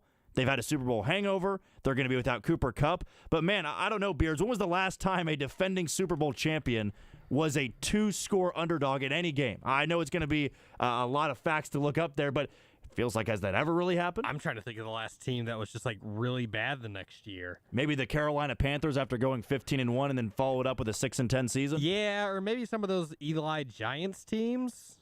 It's possible, but according to Curtis Siebold, a 14-point spread for the Chiefs at Arrowhead next Sunday afternoon against the LA Rams, in a game that I think at the beginning of the year, everybody looked at and said, yeah, I could see that being a loss. Hell, you had the back-to-back games of going to play the Chargers in SoFi and then hosting the Rams. Then you have Cincinnati after that. I think some Chiefs fans in a more reasonable approach would have said, hey, I'll take 2-1 in that stretch. Now, you're already 1-0, and you feel like you're going to get the 2-0 when playing a Cooper Kupp-less LA Rams team. So a 14-point spread between the Chiefs and the Rams next Sunday. Kickoff will be at 3:25 at Arrowhead Stadium. Any facts you got on when the last Super Bowl champ was? I think I found the answer, and people are going to like this one. It's probably the Broncos. Man, the without Peyton Manning. Without Peyton Manning, so it would have been going into Osweiler? Was it Osweiler in 2016? Yes. I guess that would make sense. The Super Bowl hangover lasted way too long. That was a good time. For the LA Rams, and still the Broncos are looking for, I guess, a quarterback, you could say, because they lost again. Dropped to 3-7 after losing in overtime to the Las Vegas Raiders, who got their third win of the season. Now, we haven't touched on this yet. We got to point it out. The Chiefs won in front of Fonzie tonight. Henry Winkler had a Patrick Mahomes jersey on. There's already a picture on social media. The Chiefs won in front of Fonzie. In a thrilling game. Another thrilling fashion type of win for the Chiefs against the Chargers and in L.A. It was only last year when the Chiefs walked it off with a Travis Kelce, 30-plus yard reception? Catch and run it was. And he just gives fans nightmares there. Oh, they love it. And they love the best part about it, too, is you have that L.A. call on the radio, the play-by-play. It's so depressing. It's so sad because in the end, it's always coming. I want to say there was some analogy. I'm going to bring in baseball here, which is shocking, at 11:47 on an NFL postgame show. But I think I remember way back that Mike Sweeney was talking about Mariano Rivera's cutter, and he compared it to a horror movie. That no matter how many times you see the horror movie, there's always that jump scare that gets you. Right? Mariano Rivera had one pitch, a cutter. And even though you could sit on the cutter, you didn't know where it was going, it was always going to get you. It feels like with the Chiefs, if I can tie it all back together here, they have that jump scare that always gets you. You know it's coming. You know it's going to happen. You just don't know when. It may happen in the second quarter, third quarter, fourth quarter, final drive, doesn't matter. The Chiefs are always going to give you that thrilling type of game, that jump scare. And tonight, it happened on the final drive. And I think everybody knew it was coming. End of the movie. Jump scare's coming. It's going to be scary. And it happened. And yet you're still caught off guard by it. In Kansas City, you've become numb to it. You really have. These drives have happened, especially against the Chargers, especially on the road against the AFC West. Patrick Mahomes is now an unblemished 14-0. Phone line still open at 913-381-810. That's 913-381-810. Let us know your thoughts after the Chiefs' 30-27 win over the Chargers in Hollywood tonight. They're 8-2 on the season and hold the top spot in the West. Also hold the top spot in the AFC. They lead the Buffalo Bills by just one game. Now, speaking of the schedule, we got caught up on the Rams, just being a 14-point favorite. The Chiefs have the Rams next Sunday. Then they go on the road to play the Bengals, which I believe got flexed. My Yahoo Sports app isn't updated. It got flexed to Sunday Night Football, if I'm not mistaken. So you'll get the Bengals on Sunday Night Football. Bears might need to have you fact-check me there, but that'll be December 4th. Then you go on the road to Mile High. You'll take on the Broncos. Best defense in football, scoring defense, that is, and worst offense in football. Then you go on the road to take on the Texans, so 3 straight road games after you host the Rams. Then you host Seattle, you host Denver, and you take on the Raiders in Vegas in Week 17. Is there any game on that schedule that you, the listener, are worried about? You could say Cincinnati, right? But let's say the Chiefs, as they're expected to, beat the Rams next Sunday. You're 9-2. You take on the Bengals, who are playing better of late, knowing how things go in the NFL and knowing when you play the Chiefs, hurt players always seem to play. So my gut tells me Jamar Chase will be ready to go against the Chiefs, and we know what happened last year in Cincinnati. But when I look at that game, I go, does anybody really think that Patrick Mahomes is going to go 0-3 against Joe Burrow? I mean, I guess it's possible. It's a good Bengals team. It's in the jungle. It's going to be a tough environment, chaotic environment, but this team's good on the road. And how funny is it that the Chiefs' one road loss this season is against the Indianapolis Colts? They've beaten Tampa on the road. They've beaten the Cardinals and Kyler Murray on the road. They hammered the 49ers on the road by 21, put up 44 on the number one defense at the time in the NFL. And they just beat the Chargers 30-27. I mean, I really don't have any nerves going into that game. That's 2 weeks away. That's something to break down at a different period. But it really feels like, to me, looking at this schedule, there's one true game left that I go, I think I could see it being a loss. Not nervous about it being a loss, but even the circumstances of it. I don't see number 15 going 0-3 against Joe Burrow. I really don't. Speaking of the game very quickly, that has not been flexed. The Chiefs have got their maximum number of That's right. So it was I was getting the Chargers game, which just happened on Sunday Night Football. There was a flexed. Bengals game that has gotten flexed. Yes. But unless that Broncos game gets moved, then the Chiefs will be playing at 3:25. 3:25. Okay, so I was just mixing up the Chargers game tonight, thinking that it was going to be the Bengals game. But yeah, it will not be on Sunday Night Football. Sorry for those that I may have misled. But yes, it'll be 3:25 kickoff December 4th against the Cincinnati Bengals. I don't see the Chiefs having problems in Denver. Don't see them having problems in Houston. It is the NFL, right? Anything can happen. But then you have Seattle and Geno Smith at home, Russell Wilson and the Broncos at home, and the Raiders in a game that may not matter in Week 17. The Raiders' season's over. They'll be dead at that point. Most likely. The Raiders or the Broncos can't lose one more game or they're not making the postseason. Let's just put it how it is there. So I think both those teams, by the next time they play them, are going to have losses. Therefore, nothing to play for. Now, the Chiefs may still be having to hunt for the number one seed, depending on what Buffalo does. But, man, this is favorable. You got through a gauntlet of a schedule at 8-2? That felt a little bit far-fetched at the beginning of the year. If you would have looked at that schedule, top to bottom, not knowing anything about the AFC West, and I said 8-2 without Tyreek Hill, I would have called you crazy, probably. I would have taken 6-4. I think 6-4 would have kept you in the hunt for the back half of your schedule, which seemed favorable. But Rams up next. You're a 14-point favorite. You face the Bengals on the road. Depending what the Bengals do next week, they escaped by the skin of their teeth against the Steelers on the road. They get Tennessee and Nashville this coming Sunday. Bengals are 6-4. So depending what they do against the Titans, there's still a chance the Chiefs are favored in that game. Because I do fully expect, knock on wood here, the Chiefs to be 9-2. But first things first, big win tonight at SoFi Stadium in Hollywood. Chiefs sweep the Chargers. In a season slate, they win 30-27 tonight. Heroes of the game, that would be Patrick Mahomes, 28-34, 3 touchdowns, no picks, 329 yards. Isaiah Pacheco, 15 carries, 107 yards. And Travis Kelce, future Hall of Famer, 6 catches, 115 yards, and 3 scores. Chiefs 8-2, first place in the division, and top seed in the AFC. We're going to take a quick break. When we come back, continuing our post-game show on Sports Radio 810 WHB. You're listening to exclusive post-game coverage on Kansas City's home for the NFL. Sports Radio 810 WHB. Brought to you by Casey's own CBD American Shaman. Come on into your local Shaman store for a free sample of stress-sacking CBD. Everything is better with the feather. For those who believe some of the best memories are made in flip-flops, Pro-Built Pool and Patio salutes you. Summer may be in the rearview mirror, but we prefer to live it 24/7. As the largest in-ground fiberglass pool builder in the Midwest, Pro-Built Pool and Patio specializes in making your outdoor oasis come to life, no matter the season. For the best in backyard pools and spas, Pro-Built dials up the creativity with the perfect gift for yourself and your family. Call 816-786-3893 or visit us at ProBuiltPatio.com. The best ticket deal of the year is coming early this year with 2-for-1 Champions Club tickets for the 2023 Advent Health Championship on May 18th through 21st at Blue Hills Country Club. Enjoy all-inclusive food and beverage on the 18th green while watching the next generation of PGA Tour stars. But caution, this pre-Black Friday deal is available for one day only. Mark your calendars for Friday, November 18th and visit AdventHealthChampionship.com to purchase. That's AdventHealthChampionship.com.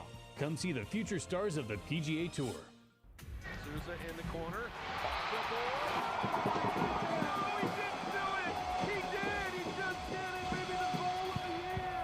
Hot winter nights return with the Kansas City Comets home opener Saturday, November 26th at Cable Dahmer Arena. The first 2,000 fans will receive a free Comets magnetic schedule. Your Central Division champion Comets have a loaded roster and are ready to compete for the MASL Championship starting November 26th. Visit our friends at ticketsforless.com for Comet's single game tickets. Family Leisure's inventory liquidation sale is happening now. Save hundreds, even thousands on pools and spas at liquidation prices at Family Leisure. All the summer stuff has to go. Backyard adventure play sets, gorilla basketball systems, trampolines, patio, deck furniture, and more. The season's best prices guaranteed. Mention 810 and save more at Family Leisure's inventory liquidation sale. Family Leisure is your one-stop shop for family fun. K10 and Ridgeview in Olathe. 913-888-7727. Awesome. Get ready for Monday Night Football with the KC Legends Show hosted by Bill Moss, live from Barstool Sportsbook inside Hollywood Casino. Bill's special guest this week is former Chiefs Pro Bowl long snapper Kendall Gammon. They'll break down the Chiefs and Chargers and get you ready for the 49ers and Cardinals on Monday Night Football. There's no better place than Barstool Sportsbook inside Hollywood Casino to place your bets. Featuring 16 betting kiosks, 5 betting windows, and 45 HD TVs. Come check it out with the KC Legends Show Monday at 6 on Sports Radio 810 WHB. Do you follow Sports Radio 810 on social media? This is your reminder to give us a follow and hit that subscribe button on Facebook, Twitter, YouTube, and Instagram at Sports Radio 810. Follow along for breaking news as it happens, live coverage of press conferences, analysis and reporting from top local and national experts, fan videos, and on-the-ground coverage of your favorite local teams, as well as the best sporting events and athletes in the country. Turn on your notifications so that you never miss a beat, and follow the leader at Sports Radio 810. WHB, Kansas City. 3rd and 4, low snap handled by Mahomes, throws to the right, he's got Kelsey, inside the 25 to the 20, near side to the 10, the 5, into the end zone! Touchdown Chiefs, 32 yards. He was hit 3 or 4 times before he rumbled into the end zone. That's our moving parts play of the game, brought to you by TVH Parts. At TVH, every single part counts. They keep machines going, and they keep you growing. And they're hiring. Apply now at tvhjobs.com. It is the Sports Radio 810 post-game show brought to you by CBD American Shaman. Free CBD samples every day. I'm your host, Jack Johnson, alongside Beards, filling in for Josh Briscoe tonight after a Chiefs 30-27 win over the Chargers in Hollywood. Reminder that when Kansas City scores, you score big at your local CBD American Shaman. Our team's score is your percent off. And tonight, of course, the Chiefs scored 30. So you get 30% off all day tomorrow on orders of $100 or more. That's CBD American Shaman. Life is better with the feather. Now, Big Red did just take the podium, but before we get to Andy Reid and his press conference, let's hear from our good friend, Robert Brogdon. Andy Reid is presented by Robert Brogdon Buick GMC and Robert Brogdon's Olathe Kia. Visit BrogdonAutomotive.com. Now let's go to the podium and hear what Big Red had to say about the Chiefs' 30-27 win over the LA Chargers. Clyde has a high ankle sprain. Kadarius Toney hamstring tightened up. Thornhill has a left calf that he strained, and then Jalen Watson hurt his hand, but we'll see where that goes from here. But other than that, listen, a great football game. Our fans were unbelievable, the ones that were here, and we appreciate that. Brandon Staley's done a heck of a job with this football team, and these games come right down to the last series. I mean, it can go either way. I was proud of our guys for stepping up and doing a nice job offensively that last series that they had, and defensively the last series that the defense had. So that's big time football at the right time, and much appreciated. So Kelsey again had another 100-yard game. It's, he's done a nice job with that. It was good to get Pacheco 100 yards. I mean, we needed that today, every yard of it. It was good to see some of the young guys step up, whether it was Watson having a start and Sky stepping in there and doing a nice job on the offensive side. Defensively, Bolton was all over the place. I mean, he's been doing that all year. So, and then Dana had some nice rushes. Chris, he's a great player and made a great play when great players make them. So, did a nice job on that interception. actually caused that to take place. I mean, I could keep going. The offensive line, Pat Mahomes, I mean, what are you going to say there? So he calms everything down, both sides of the ball he helps out with. And Kelsey does the same, and Chris and Frank, and it was good to have Frank back, Frank, and also Bolton. So all those guys, the good players really stepped up and calm things down when it was needed. So anyways, with that, time's yours. There was Andy Reid's opening statement and a little bit on the injuries there. Of course, Clyde Edwards-Helaire went down with an injury, but other than that, you feel like the Chiefs came out relatively healthy in their 30-27 win over the Chargers. Now, how about that last drive that Patrick Mahomes had? Nobody really felt nervous about it. You felt like 15 was going to get it done. And, of course, when he found the best connection he has on this team in Travis Kelce, the Chiefs found a way to walk out of L.A. with yet another victory. But here was Andy Reid's thoughts on his feelings going into the final drive. Yeah, didn't even think about that part. We just went in and saying, this is what we have to do. Pat doesn't worry about all that. He just goes in and plays. I mean, these guys, they all practice. Joe rotates all of them. Tom Melvin does the same. And so whoever goes in and plays. And we that's how we roll. Now, as far as practicing it, we spent so much time on that during camp working on it. And for it to pay off is a good thing. And it seems like every time we come here, it comes down to something like this. I mean, it's ridiculous.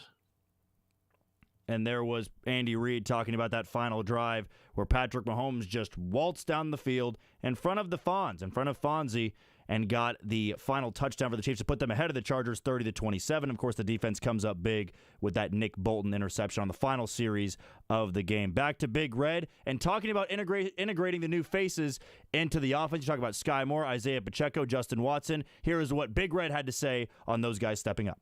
Yeah, sure. Well, that and then rotating them in practice. So we've got a lot of rookies that finished that game. So it was neat to see them step up and do what they did, whether it was in the secondary or linebacker or wide receiver. So I mean, it was a neat thing to see those guys do that. And that really was maybe the statement of tonight. What guys had to do to step up in this game. You didn't have Juju. You didn't have McCole Hardman. Kadarius Toney didn't have a catch tonight. But yet it's guys like Sky Moore, Isaiah Pacheco, Justin Watson, Jody Fortson, Noah Gray that all found a way to contribute in the Chiefs' big win over L.A. Now, Travis Kelce didn't have the hottest start to this game. He did score in the first half, but man, then he scored again. And he scored again to give him a trio of touchdowns and really the main offensive contributor for Patrick Mahomes as a weapon in this offense. Here is what Andy Reid had to say about the future Hall of Famer's performance. Well, you know what he battled? They had a plan for him. I mean, they were going to bang him around, and then they put an all-pro safety on him. So with number 3, and so he had to fight like crazy the whole game, and kind of come up with things on the fly to get himself open. But, it's a tribute to the Chargers and the way they did it, but it's also a great tribute to Kels for battling through. Is it Kels or Kelsey? I really don't know. But either way, we know that he is going to be a future Hall of Famer. And I don't know why I doubted him. I think the Derwin James matchup made me a little bit skeptical tonight just because I feel like Derwin James is the best matchup for an opposing team against Travis Kelce. He's just a big-bodied safety. He's physical. He's fast. He can pretty much keep Travis Kelce in check. Didn't happen tonight. 6 catches for 115 yards and 3 scores for number 87 in the Chiefs' offense. Speaking of the running game, I know we've talked about him a little bit on the show tonight, but Isaiah Pacheco, he has had 2 great performances back-to-back. He is the number 1 running back. Now that Clyde Edwards-Helaire is going to be dealing with an injury, it feels like it's going to be his spot. We'll still see Jerick McKinnon from time to time, but that fumble didn't help him out tonight. But here was Andy Reid on how Isaiah Pacheco fell so far in the draft and what he means to this offense now. Yeah, so, I mean, really, you saw tonight, Brett Veach's, how good he is at doing his job, and Pacheco's one of those guys. He and his crew just they study it. They see what fits into what we do, and then they're willing to pull the trigger at the right time. So, and evaluate kind of where they think guys are going to fall, which is it's an art. I mean, that's not an easy thing to do. Oh, you can overdraft guys, you can underdraft, but at the same time, you're talking about guys that you want to come in and play at least within a year or two. And since you've had him, what are some of the things that have impressed you? Because his playing time has obviously increased as the season's gone on. Yeah, sure.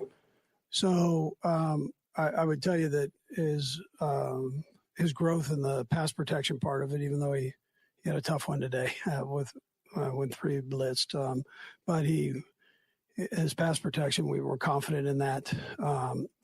His patience, I thought was good. We've been working on that, and I thought he did a nice job with that. So not necessarily speed to the hole, but speed through the hole. And you could see him let the offensive lineman get it set up and work to the linebacker level guys and then go and hit it as opposed to being indecisive. So it was just a career game for Isaiah Pacheco. No complaints whatsoever. I just love the way he runs. It sounds cliche. It sounds kind of stupid, but I think when you see him get the ball, you just feel like he's going to get 4 or 5 yards.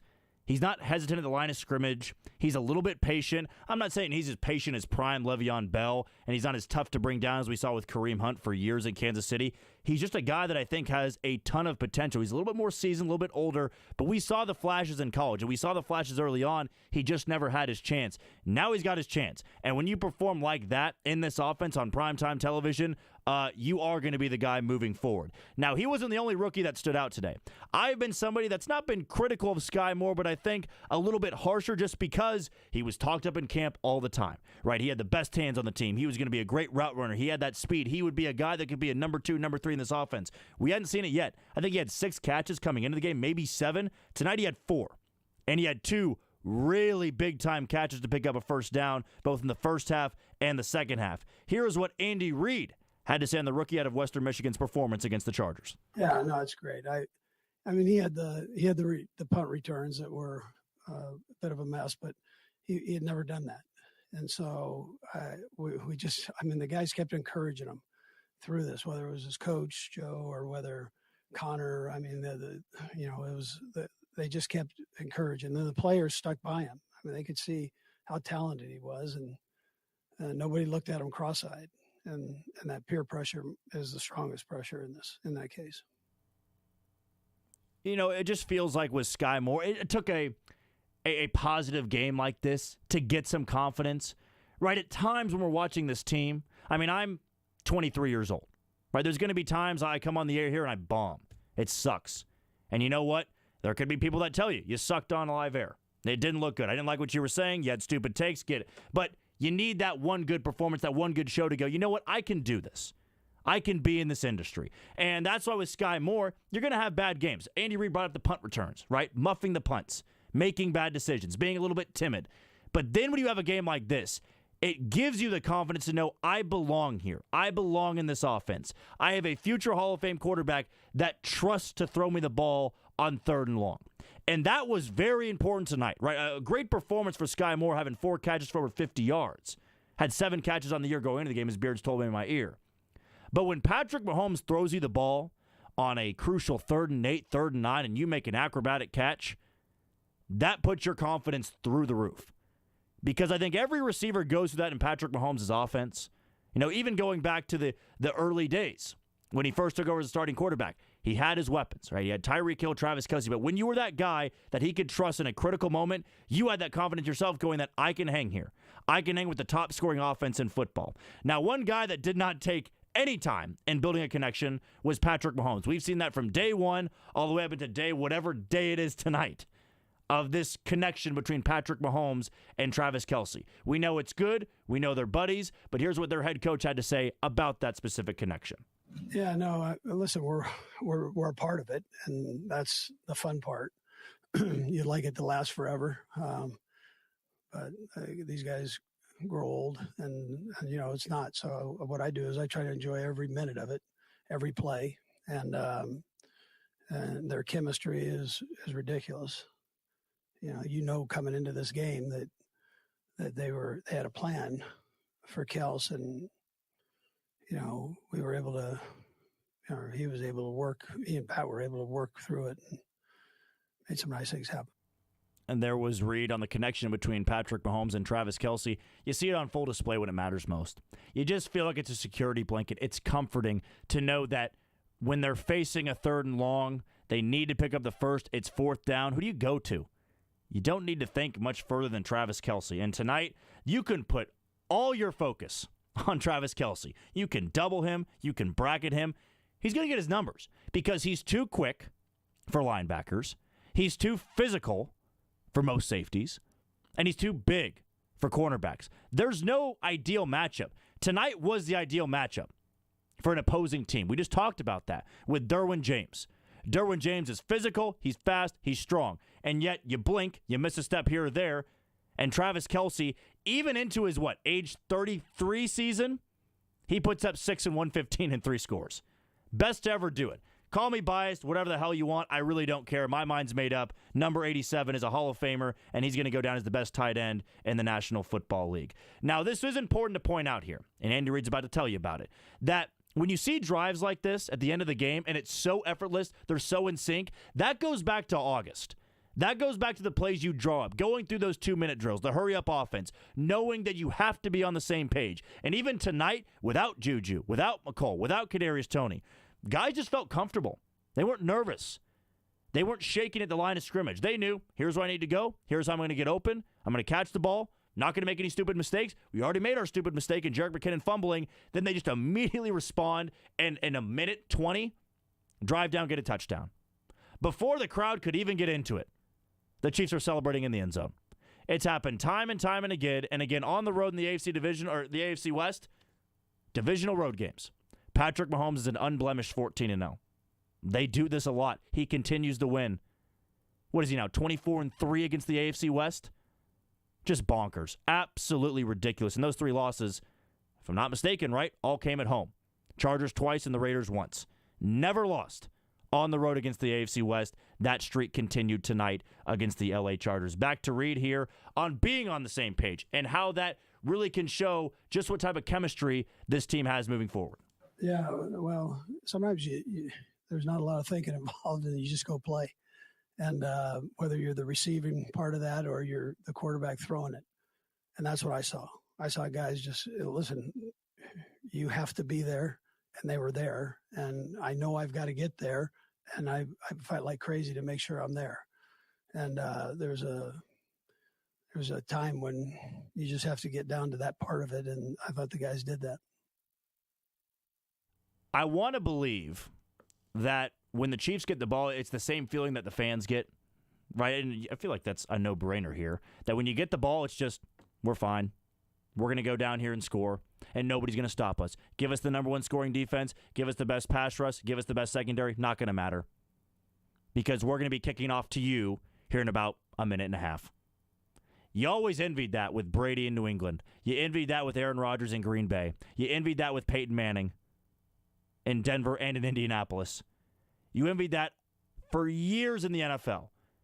With, I don't want to really be too harsh on these guys, but Chiefs fans sat through the Tyler Thigpen years, the Tyler Palko years, the Matt Castle years, the Kyle Orton years. Though Kyle Orton did have a big win against Green Bay when they were undefeated. There were times that you just never felt confident that could happen. Everything had to go right for the Chiefs to win. Not everything needs to go right for the Chiefs to win this time.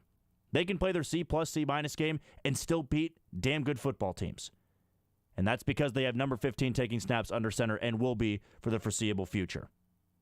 Now, it doesn't just go back to that final drive, right? Because you could be on the same page. It goes back to August. Whatever you want to say, that team is always going to be confident that they're going to win a football game on the road. Throw whatever adversity you have, throw whatever schemes you have at them, they're going to overcome something like that.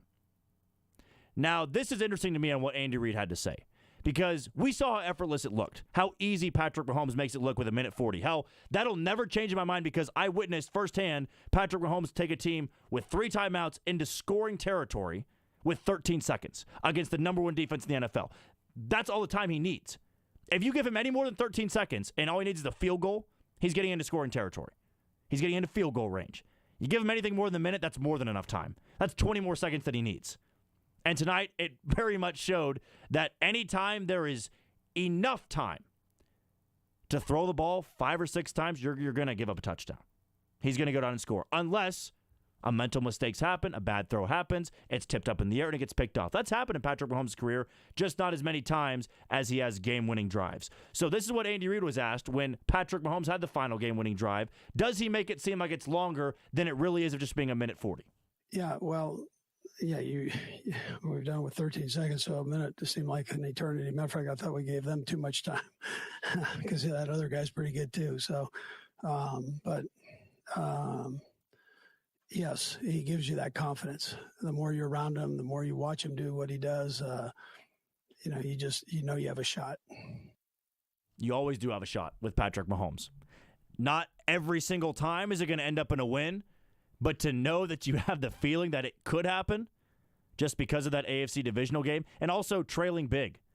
I think after I saw that Texans game where he was down 24-0 and erased that deficit in one quarter, I'm never going to be nervous or scared or sweating when this team is trailing or this team gets the ball back down by 3, 6, 7, 8 points with a minute 40 to go because they're at least going to give their team a chance. You feel like they can get it done, and tonight they got it done in the minute 10. Still plenty of time to spare, and I love how Andy Reid pointed out that he was nervous they left too much time on the clock. But that's the difference here. Patrick Mahomes gets it done. Justin Herbert does not. He's already touched on this a little bit, but here's Andy Reid one more time going over the rookies' contributions and a 30-27 win over the Chargers. Yeah, no, they do it. They've done a nice job of working hard, and it hasn't come just natural and easy. They've had to work their tail off to get themselves in a position where the quarterback trusts them or the coaches trust them to play them. So we appreciate that effort that they put forward. And I mentioned before, a little bit earlier that Brett Veach has done a nice job. I mean, you're seeing the results of this with all these young guys playing. And we appreciate that as a coaching staff. I don't want to read too much into the morality of this win. I've always hated the term moral victories because I think that's what losers like to say. But the Chiefs won tonight, and the fact they won with rookies contributing, that does wonders for you in January. Because there's going to be times that Juju is not what we've seen the majority of this season. There's going to be times where he gets one catch for 12 yards, and he's bottled up the rest of the game. There's going to be times where Travis Kelce doesn't give you 6 and 115, and you're going to have to rely on Justin Watson, on a guy like Sky Moore, relying on the run game of Isaiah Pacheco. And they showed tonight they can handle that. They can take on that responsibility, and that's important for a team that's trying to get back to yet another Super Bowl. They fell short last year. They've been motivated, and they're doing it without a guy by the name of Tyreek Hill, which nobody thought was possible. If you would have told me that this Chiefs team would be 8-2 without Tyreek Hill this year at some point, would have called you crazy. I've said that before, and I'll say it again. It just feels like this team is hitting its stride at the right time. Even the loss to Buffalo was not a bad loss. That was a team that was just better than them at the time. But now, a couple weeks later, the Chiefs are the better team. Because when you think they're going to lose, when you think they're going to fall, when they're going to stumble, they never do. They just kind of have that one clunker loss at the beginning of the year. I said that way back on Monday on the Legend Show with Bill Moss. They have one clunker loss. But the Chargers, Broncos, and Raiders, they have 3 or 4 a year. The Buffalo Bills, they'll have maybe 2. The Baltimore Ravens, they'll have a couple. The Bengals, a couple. Chiefs have it maybe once, and they got it done in week 3. Still could happen, the tail end of the season, but it feels like with the Kansas City Chiefs, they get their mistakes, their bad football out very early. Last year, it was all early. Then they won, 9 in a row? Patrick Mahomes hasn't lost a November or December football game yet. Or he has, maybe just, 2019? 2018? He's won 25 in a row now? 25-0 in his last 25 November, December football games. That's just absurd. Absolutely absurd. Last thing from Andy Reid here. Now, we've been talking a lot of positivity tonight after a 30-27 win, but the Chiefs do appear to be losing Clyde Edwards-Helaire for an extended period of time. Here is what Andy Reid had to say about the injury to Clyde. Yeah, I mean, he's a tough kid, but that doesn't look good. I mean, high ankle sprains with running backs aren't always the best. So we'll see. We'll see how he does in his recovery here, but it's pretty tender right now. Yeah. Feel like he's going to go on IR? I don't know. I haven't got that far. Not too much information from Andy Reid there on Clyde Edwards-Helaire, but what we do know, it doesn't look good. And that's never a good sign when you hear it from a head coach, from an assistant coach, from a trainer. It just appears that Clyde's going to be out for an extended period of time. But fortunately for Kansas City, they seem to have an up-and-coming running back, and that is rookie Isaiah Pacheco. So there was our head coach press conference brought to you by Robert Brogdon Buick GMC and Robert Brogdon's Olathe Kia. So Andy Reid giving you all the rundown on the Chiefs' 30-27 win over the L.A. Chargers. We're going to take our second-to-last break of the show here, and when we come back, we'll hear from the quarterback of the Kansas City Chiefs, Patrick Mahomes, on our Sports Radio 810 postgame show by CBD American Shaman. Sports Radio 810 WHB postgame show is brought to you by TVH. TVH is now hiring and looking for dog lovers, football fans, hikers, bikers, barbecue lovers, and anyone who happens to be interested in a great place to work. Learn more at tvhjobs.com. You're listening to exclusive post-game coverage on Kansas City's home for the NFL. Sports Radio 810 WHB. Brought to you by Casey's own CBD American Shaman. Come on into your local shaman store for a free sample of stress-sacking CBD. Everything is better with the feather. Tito's Handmade Vodka is America's original craft vodka. In 1995, Tito Beveridge built his very own distillery and put his life savings into it. Since then, he's won the unanimous Judges' Choice Double Gold Medal at the World Spirits Competition, the Chairman's Trophy for World's Best Vodka Tonic, and many others. Tito's Handmade Vodka is still made on the same land where he started it all in Austin, Texas. Distilled from corn and gluten-free. Visit us at titosvodka.com for recipes, videos, and more. Distilled and bottled in Austin, Texas, 40% alcohol by volume, namely 80 proof. Crafted to be savored responsibly. Receding hairlines, bald spots, thinning hair, many try medications, foams, special shampoos, or supplements. But the best method for restoring your hair is simple. Transferring your own hair follicles to the places you need them. I'm Dr. Jeff Markey with Ascentus Plastic Surgery. We perform hair transplants with cutting-edge ARTIST robotics to get the single best result for each patient with the least amount of downtime. Contact Ascentus Hair Restoration or visit kansascityhairtransplant.com for a free consultation. Surgical precision with hair restoration performed by plastic surgeons only at Ascentus Hair Restoration. ICON is seeking healthy, non-smoking men and women ages 18 to 55 to participate in a clinical research study at our facility in Lenexa, Kansas. Volunteers must be available for one stay of 13 nights and one follow-up visit. Qualified participants may receive compensation up to $7,200 for time and travel. Call ICON today at 913-210-5900. That's 913-210-5900.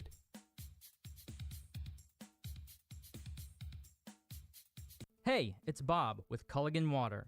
After doing hundreds of water tests in the Kansas City area, I noticed a pattern. So I've developed water treatment packages that specifically target water issues we face here locally. All of my packages include 2 years of free service and maintenance. Contact me, Bob, at culligankansascity.com/Bob. That's culligankansascity.com/Bob. Let's talk about how to better your water. When you think of better water, think of Bob with Culligan Water. Hey, it's Grunny here for my friends at CBD American Shaman. Do you struggle with pain, sleep, anxiety, or lack of energy? Well, who doesn't? Visit your local CBD American Shaman and let them educate you on the benefits of the highest quality hemp oil available. And when the Kansas City football team scores big, you score big too. If Kansas City puts up 50, that's right, it's 50% off your order of $100 or more the day after the game. That's huge savings. CBD American Shaman. Life is better with the feather. Catch the pick segment with Fat Jack weekly during the program with Soren Petro Thursdays at 3 all football season long on Sports Radio 810 WHB. The guys in Fat Jack will pick 5 games against the spread and give their opinions on how the games are going to play out. There will be bragging and trash talking. Fat Jack has been a leading sports analyst for 27 years. His records are documented and recorded at fatjacksports.com. Listen every Thursday at 3 during the program for the program picks with Fat Jack. Learn more at fatjacksports.com.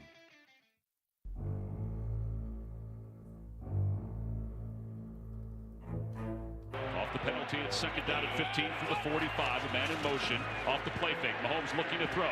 Dances in the pocket. Throws to the far side. And his pass is caught! A diving catch on the right side by Fortson. What a grab and what a throw. He was actually behind Bryce Callahan. It's a gain of 40 yards. You have got to be kidding me. That's our play of the game brought to you by Central Bank. For more, visit them online at centralbank.net. We are back here on the Sports Radio 810 Postgame Show, brought to you by CBD American Shaman. Free CBD samples every day. And was there a better throw that we've seen in the NFL than the one that Patrick Mahomes had to Jody Fortson? I mean, the angle they had from behind the play was ridiculous. I don't know how you see that. I know quarterbacks are just freaks. At least good ones are, elite quarterbacks. They just see it before it happens.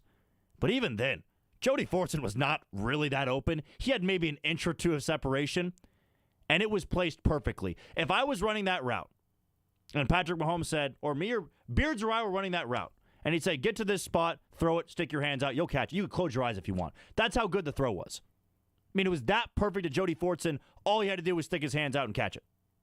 Ran the route perfectly, but man, I mean, that's just the magical play Patrick Mahomes could do.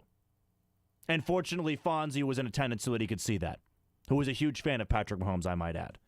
But of course, everybody here in Kansas City is a fan of Patrick Mahomes and his performance tonight.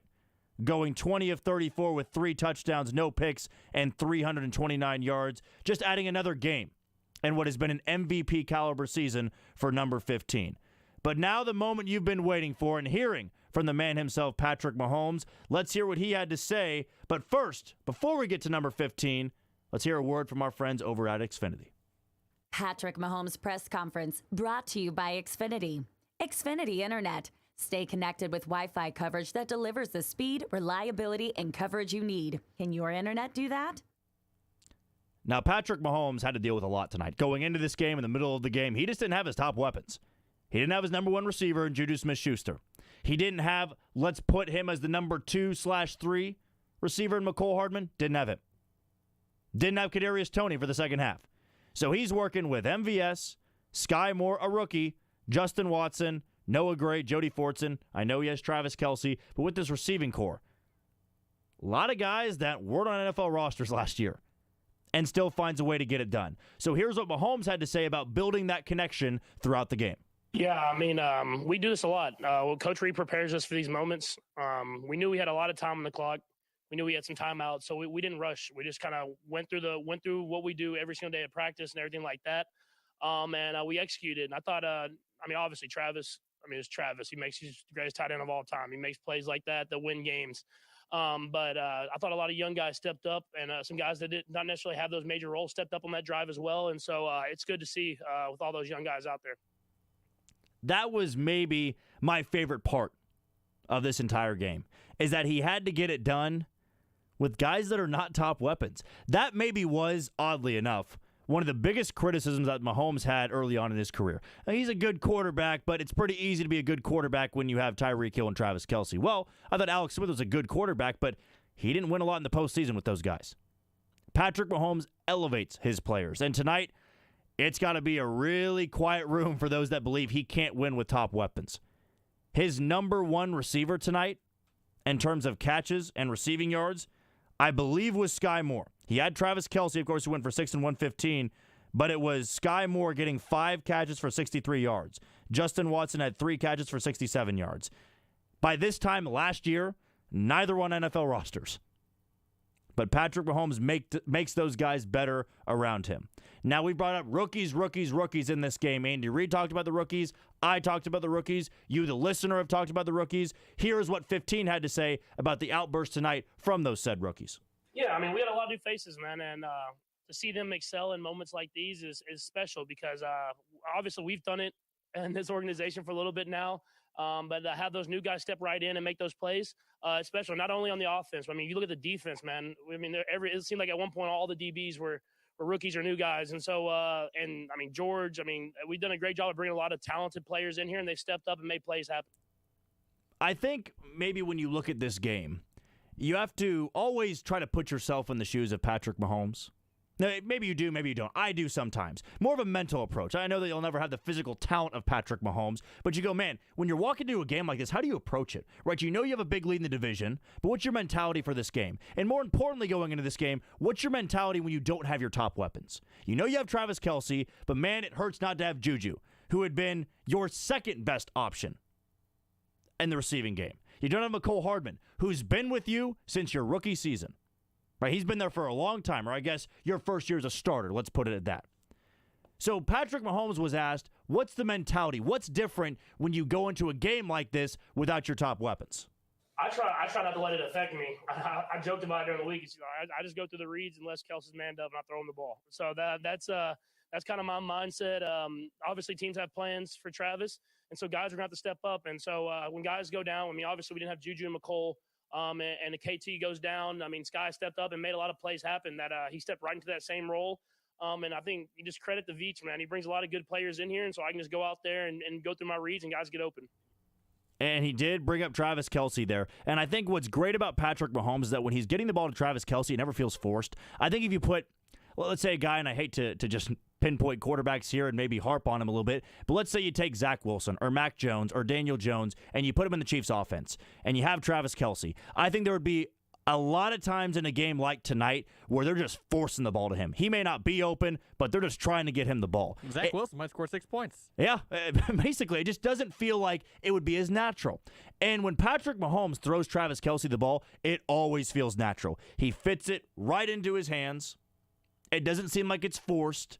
You know, there's times in games where the offense isn't rolling that they're targeting Travis Kelce 12, 13 times. You go back to the Tennessee game where it does feel a little bit forced. But in games like tonight, in the big moment, the final drive, he got the ball to Travis Kelce when he was open. Just got him the ball. And it didn't feel like, man, all right, see if somebody else can get open. And that should have been happening when Travis Kelce really is by far and away the top guy you had to guard. You can get away with one-on-one coverage with some of the other guys the Chiefs had on the field. But it didn't matter. Travis Kelce got open, and Travis Kelce got you the points. So here's what Patrick Mahomes had to say on just getting the ball to 87 when he was going up against man coverage. No, I'm not joking at all. If he's man-to-man, I'm going to give him a chance. And, I mean, he's going to win most of them. I mean, obviously, they got Derwin, so Derwin's going to win his battles because he's like probably the best safety in the league. But I'm going to give my guy a chance because I know how special he is. He is a special, special player. We will never see another Travis Kelce here in Kansas City. Take that for what you will. Appreciate the player he is. Right? You have the age-old saying of, I wish there was a way to know you're in the good old days before you've actually left them. These are the good old days for the Kansas City Chiefs because year in, year out, they've got 15 and 87. There's going to be one day when those two are not on the field at the same time. But on nights like this, you just know. Sitting there, maybe you're watching on the couch, you're watching in a bar, watching at some watch party downtown. Didn't matter where you are. Maybe you're at the game. And you just know, as long as 87's out there, Patrick Mahomes is going to get him the ball in the right moments. And more often than not, it's going to come in those crucial crunch time moments. Now, he also talked about the other tight ends in this offense. Jody Fortson had a couple of big catches. Noah Gray had an impact on this game. Here's what Patrick Mahomes had to say about the guys playing behind Travis Kelce. But all the tight ends were. I mean, if you see Jody made some plays, Noah made some plays, Travis obviously made some plays, but we stayed in a lot of bigger sets. We ran the football. I thought the offensive line did a heck of a job running the football, especially in that second half when we just let them eat and let them go out there and just run it. And then when we needed to make plays, guys stepped up and made plays. And so hopefully we can get healthier as the season goes on, get some of these guys back. But that's the good thing about this team is that everybody's going to step up and make plays when it counts. Now, not groundbreaking numbers for Jody Fortson and Noah Gray, but Jody Fortson did have 2 catches for 51 yards, that long of 40 on that absurd throw. I believe it was in the second quarter, and Noah Gray had 2 catches for 15 yards on the game. But hey, from number 2 and number 3 tight ends, I will take that every single game. Patrick Mahomes is also a guy that I think will show a little bit of that chip on the shoulder. I'm not a huge fan of that phrase. Sterling Holmes is definitely not a fan of that phrase if you've listened to him on Sports Night on Tuesdays and, of course, the home stretch over on 1510 AM ESPN Kansas City. He hates the phrase chip on the shoulder. Like, well, what does that even mean? But Patrick Mahomes is a guy that I think sometimes he'll let it be known that he listens to the outside media. Now, he was asked in the postgame about what it means now when you had all that talk in the offseason. They're not going to win the division. They're going to miss the postseason. Patrick Mahomes isn't better than Justin Herbert. But he didn't take the bait. Here's what 15 had to say about that outside talk. Yeah, I mean, we're just taking it week by week. We take it day by day. We just try to get better. We knew we were going to grow this year. We're going to keep getting better and better. And I'm proud of our guys, man. We've played a lot of tough games against a lot of great teams, and we've stepped up and won. And so, obviously, it feels good now. It'll be a nice plane ride home. But we got another Super Bowl champs coming to town next week, so we have to kind of prepare ourselves again when we go into this next week of practice. You know, it's funny to me, and Beards and I, we're not a huge fan of the answer. We know why he has to say that answer, but you feel like you want to see that little chippiness. showing that you were agitated in the offseason. There's a time and place, though. I think it also comes back to, Beards, I'm curious of your thoughts, but it comes back to the fact that they don't view this win as being massive. It's just another win because they do it all the time. If the Chargers won, if the Broncos beat the Chiefs, the Raiders beat the Chiefs, they're making a whole week out of that. The banner's being hung. They're taking a lap on the bus. It's huge for them. For Patrick Mahomes, it's just business as usual. Yeah, that'll be a playoff thing. Yeah, you just wait for the right time. Maybe when you win the division, you sweep everybody in the AFC West and you go, yeah, these are the numbers. 6-0 against the division that we were supposed to not win. There's a Kent Swanson tweet who, let's see if I can pull that up here. It was basically along the lines of the AFC West spent $1 billion trying to beat the Chiefs, and the division's over by Thanksgiving. And that's why it has to be so infuriating, so depressing tonight, or I guess early this morning in Vegas, unless you're winning on the casino floor, in Denver, in L.A. It's got to be dark times knowing that what the hell do we have to do? What do we have to do to beat Kansas City? They gave away their best player, I guess receiving player. You want to say it was Mahomes, Travis Kelce, I get it, but there's going to be some people saying Tyreek Hill. Best non-quarterback. Let's put it at that, because I don't want to say best player because that would be Patrick Mahomes. But you gave away Tyreek Hill, and yet you got better. You're 8-2. You're in a better spot now than you were last season. 3-game lead in the AFC West, top seed in the AFC, and your schedule's favorable after this. Not saying they could slip up in a game or two, but still you feel like they're setting themselves up nicely to have that top seed in the AFC. We've said his name before. We're going to say it now. Fonzie was in attendance tonight, wearing Chiefs gear, cheering for Patrick Mahomes, and here's what Patrick had to say about the Fonz cheering on the Chiefs and being in attendance. Yeah, I mean, just being on that sideline is special. I mean, to be with those guys, to have the Chiefs Kingdom in the stadium, and be a part of this team, it is a special feeling. I know how lucky I am. I mean, I know when I talk to people that come from other places, and when I see what's going on around the league, I know how lucky I am to be in this organization, and so I try to just embrace it every day. It was a crazy, rocking environment tonight, and it wasn't because the blue and yellow fans in attendance are wearing the blue and yellow jerseys. It just wasn't. It was because of Chiefs Kingdom that showed up. You've seen the videos all over Twitter, the home of the Chiefs. Right? It just feels like in that spot, the Chiefs fans are always going to show up. And that is rattling, whether you want to believe it or not. That is really rattling to a home team when you show up for a primetime game and your home fans are outnumbered. I've been to games, whether that be KU football, high school sports, where they just have a great turnout for the opposing team, the visiting team. It rattles the home team because you're playing on a neutral site. You're playing on a neutral court, a neutral field, a neutral diamond if it's baseball. When you go to a Royals game and they're playing the Yankees, and a lot of Yankees fans are there, or a lot of Red Sox fans are there, or if the Cubs are in town for interleague play, there's a lot of fans that show up, and it's rattling to you. It's annoying to you. It's agitating to you. And the Chiefs always show up. It doesn't matter if it's in Minnesota, Jacksonville, L.A., New York, Jersey. It doesn't matter. They're all going to show up in massive numbers. And that has to be infuriating for the home team. And they've done it to the Chargers now for years. They're going to do it in Vegas. They're going to do it in Mile High. And that has to be just infuriating as a fan of the Broncos, Chargers, or Raiders. Just infuriating. Because Chiefs Kingdom represents really, really well. You know they represent well at home, and that's the one thing. Not many fan bases have traveled well to Arrowhead Stadium. Sometimes they do. You'll see that the colors stick out, but they're not loud enough. They're not loud enough in a stadium that has broken world records of being 142.2 on the decibel reader. But even on the road tonight, Beards and I were talking about some of the highlights here. It sounded loud. You could not tell. If you did not watch the game, you only listen on radio, you probably couldn't tell whether the Chiefs are at home or not. Because there was that many people there. It was loud. And there was a lot of red in that picture. And when you show up to the game, you go, damn, that is a bad look if you're a Chargers fan. You built a brand new stadium. You moved the team. I get the LA fan base is not as passionate as maybe those in the Midwest. But it's not just LA the Chiefs fans do it to. It was in Arizona. San Diego. San Diego, San Francisco this year, Arizona, Tampa Bay. They just show out. And I think that definitely is extra juice for this team when they're playing in a game like this. So great turnout for the Chiefs. I know we talked about the Fonz, but I think he touched on it a little bit there. But the Fonz was there, I think, in a suite. Well, I think in a suite and wearing Chiefs gear. We've seen the video of him wearing the Patrick Mahomes jersey, but really a cool scene. And that's what's awesome, too, as a Chiefs fan or somebody covering the Chiefs. You have celebrities now falling in love with the Chiefs, and they've been doing that for the last couple of years. Up next here on our postgame audio with Patrick Mahomes is back to some Travis Kelce talk. What makes him so special? What makes him turn in games like this? Here's what Mahomes had to say on that. I think what's special about him is he just competes. I mean, at the end of the day, he's going to keep fighting until the very end.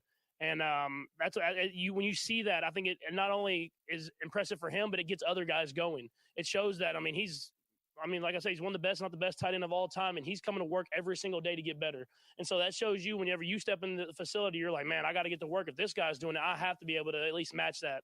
And so that leadership that he brings, as well as the play he brings in the field, is special, and it takes a lot off my shoulders.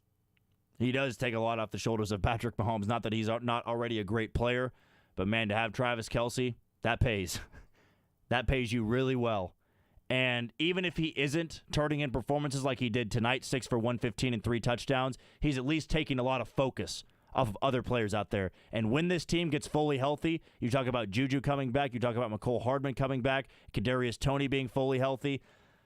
Oh, boy. That is a lot of mouths to feed. That's also a lot of players to cover. And if you can't keep it contained with Travis Kelce, this offense can spring 40 on you or 45 on you, and that's what makes them inherently dangerous.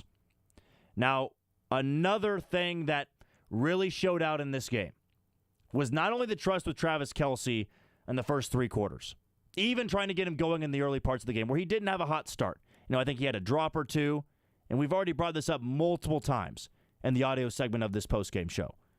But it was that final drive. The trust that he's built, the trust that he shows, and it's on full display on that final drive. Here is what 15 had to say about that chemistry with 87 on the final offensive series for the Kansas City Chiefs. I just thought it was cool today that when I went in the huddle, everybody was just like, let's just do it. But there was no doubt that we were going to go down there and score. There was no doubt that we were going to make it happen. And from the offensive line to the receivers to the running backs, tight ends, everybody was just had their mindset of let's take it one play at a time, get it down the field, and go out there and get a touchdown when it counts. And that's what we did. Less surprised or less shocked when you guys are doing something like that since you've done it so many times? No, you understand this league. It's always going to be hard. And I never will take that for granted. This league there's a lot of special players on both sides of the field.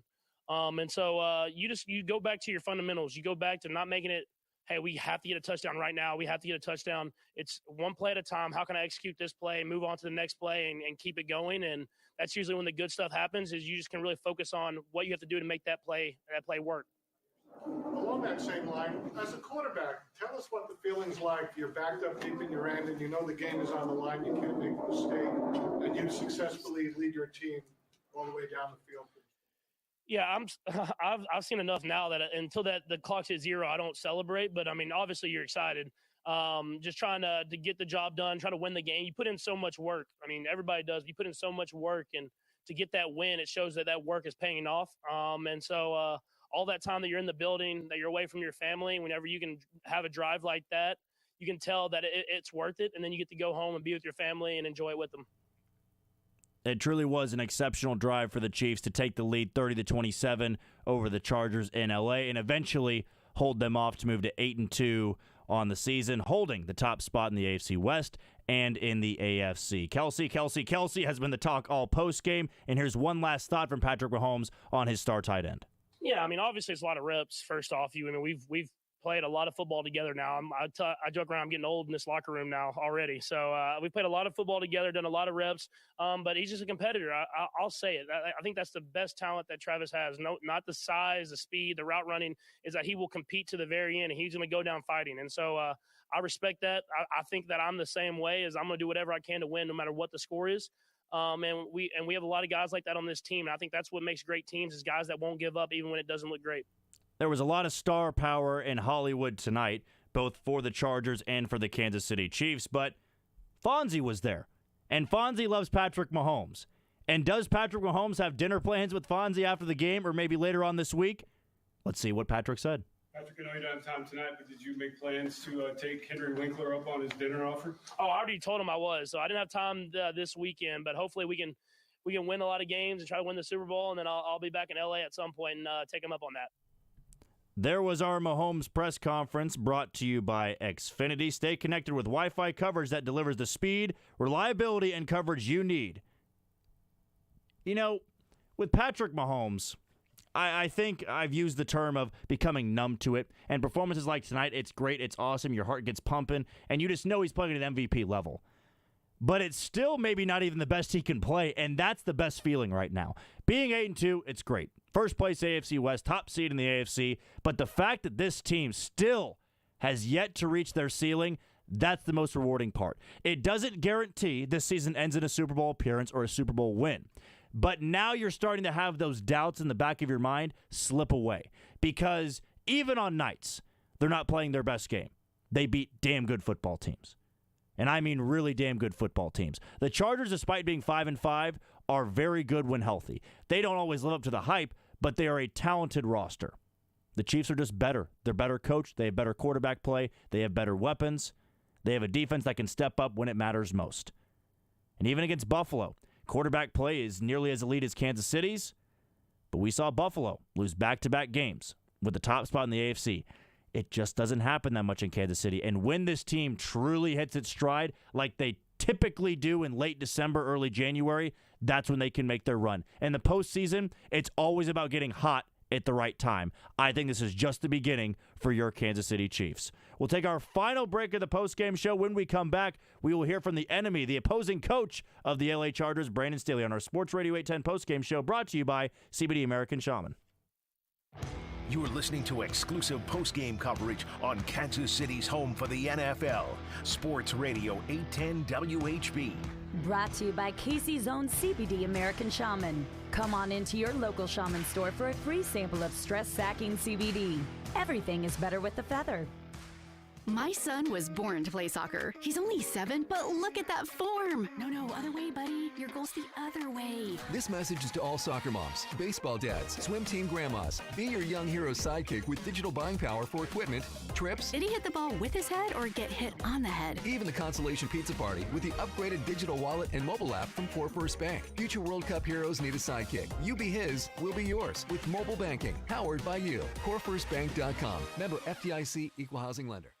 ICON is seeking healthy, non-smoking men and women ages 18 to 55 to participate in a clinical research study at our facility in Lenexa, Kansas. Volunteers must be available for one stay of 20 nights, 21 days, and one follow-up visit. Additional eligibility criteria applies. Qualified participants may receive compensation up to $11,500 for time and travel. Call ICON today at 913-210-5900. That's 913-210-5900. Receding hairlines, bald spots, thinning hair, many try medications, foams, special shampoos, or supplements. But the best method for restoring your hair is simple: transferring your own hair follicles to the places you need them. I'm Dr. Jeff Markey with Ascentus Plastic Surgery.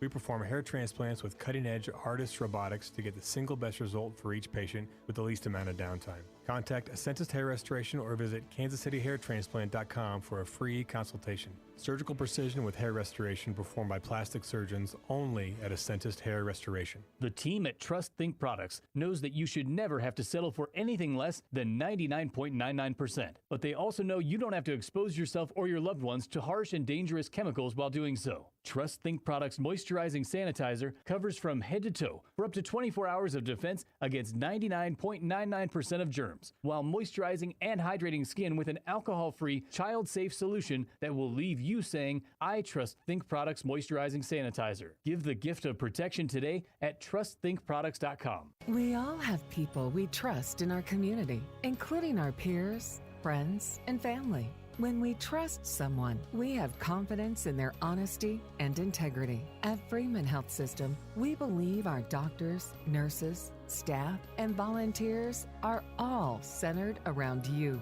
joining your circle of healing, family, new life, care, and trust. Freeman Health System, your local hospital, joining your circle of trust.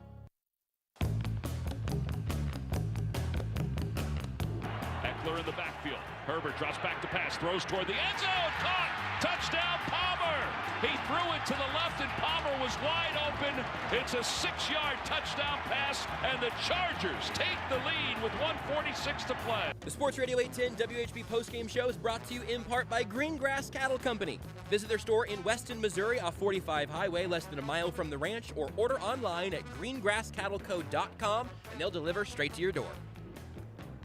It is the Sports Radio 810 WHB postgame show brought to you by CBD American Shaman. Free CBD samples every day. And reminder that when Kansas City scores, you score big at your local CBD American Shaman. Our team's score is your % off. The Chiefs scored 30 tonight, so you will get 30% off all day tomorrow on your orders of $100 or more. That's CBD American Shaman. Life is better with the feather. And I am your host, Jack Johnson, alongside Beards.